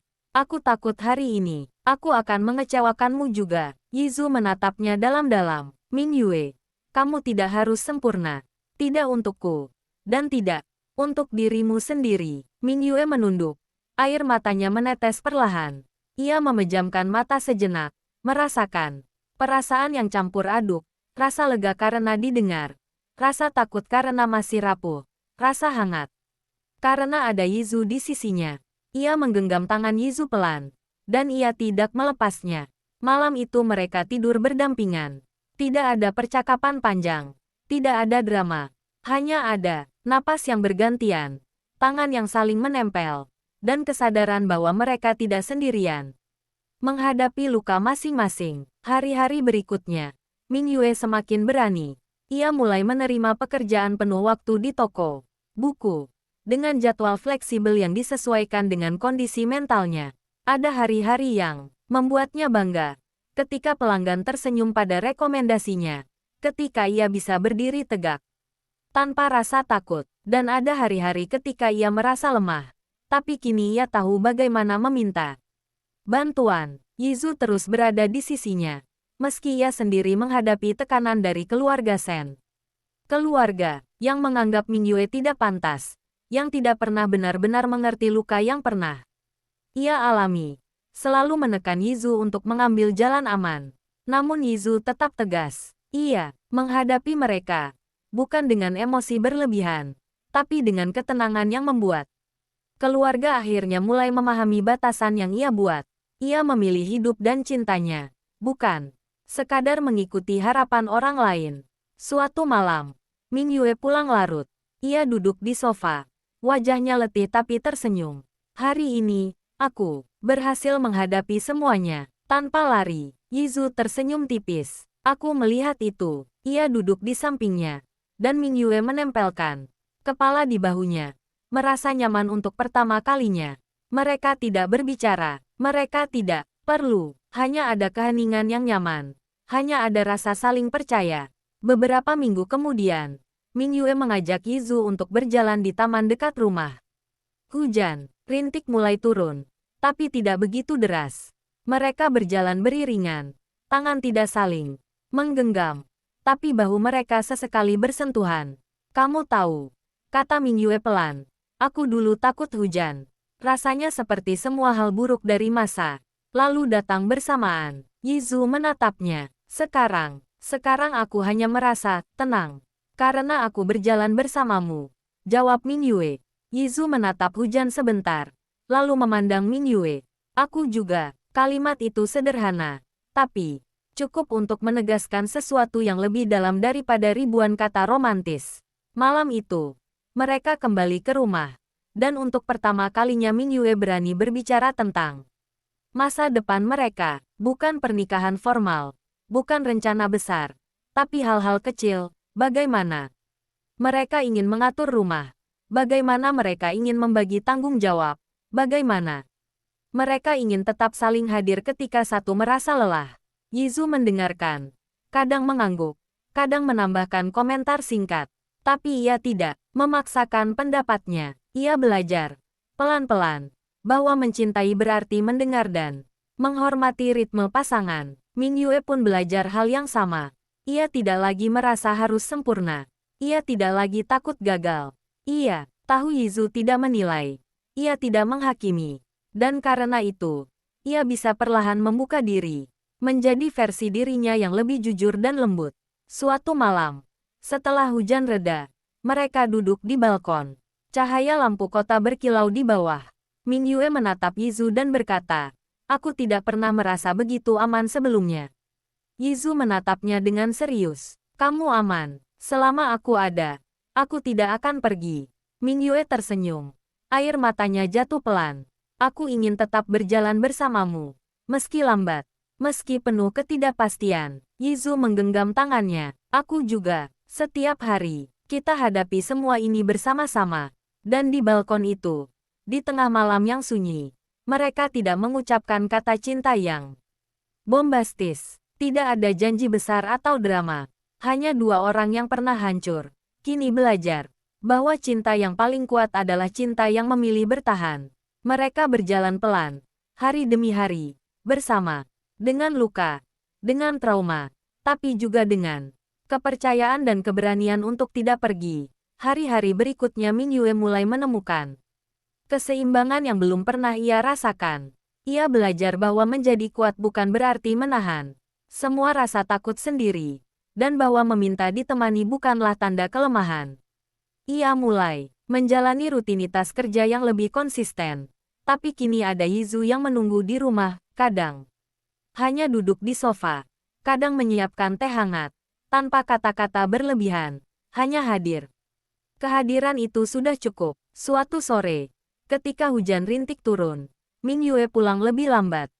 Langit kelabu dan udara dingin membuat rambutnya basah. Ia membuka pintu dan langsung menemukan Yizu duduk di ruang tamu. Wajahnya tegang karena laporan yang belum selesai, tetapi matanya langsung menatapnya. Kamu kehujanan, kata Yizu tanpa emosi yang berlebihan. Suaranya datar, tapi ada kehangatan di sana. Ming Yue tersenyum tipis. Aku lupa bawa payung. Yizu mengangguk, mengambil selimut tipis dari sofa dan menyelimuti tubuh Ming Yue. Ia tidak bertanya lebih jauh, tidak menasehati, hanya memastikan Ming Yue hangat. Perlahan, Ming Yue duduk di sofa dan bersandar di bahu Yizu, merasakan rasa aman yang dulu jarang ia temui. Hari-hari berikutnya, mereka mulai melakukan hal-hal kecil bersama, menata rak buku, memasak, sarapan pelan-pelan di pagi hari, bahkan memilih tirai baru untuk jendela kamar Ming Yue.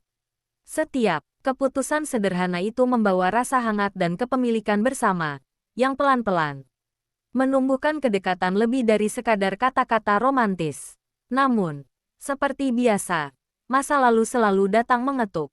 Suatu sore, Ming Yue menerima pesan dari seorang kenalan lama, seseorang yang dulu menyakiti hatinya dengan cara yang licik. Pesan itu singkat, tapi cukup membuat Ming Yue cemas. Tubuhnya gemetar ketika menatap layar.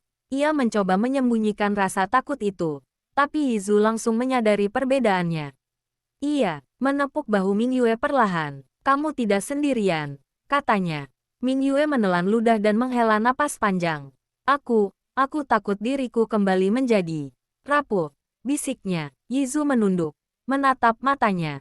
Aku tahu, tapi rapuh bukan berarti lemah. Dan kamu tidak pernah sendiri saat merasa seperti itu. Ming Yue mengangguk. Dan untuk pertama kalinya sejak menerima pesan itu, ia merasa cukup kuat untuk duduk bersama Yizu tanpa panik atau melarikan diri.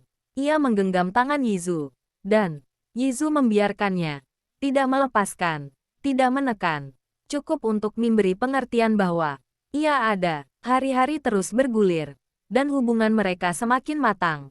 Mereka mulai berbagi ketakutan, rasa sakit, kegembiraan kecil, tanpa harus terburu-buru, tanpa harus menunjukkan kesempurnaan.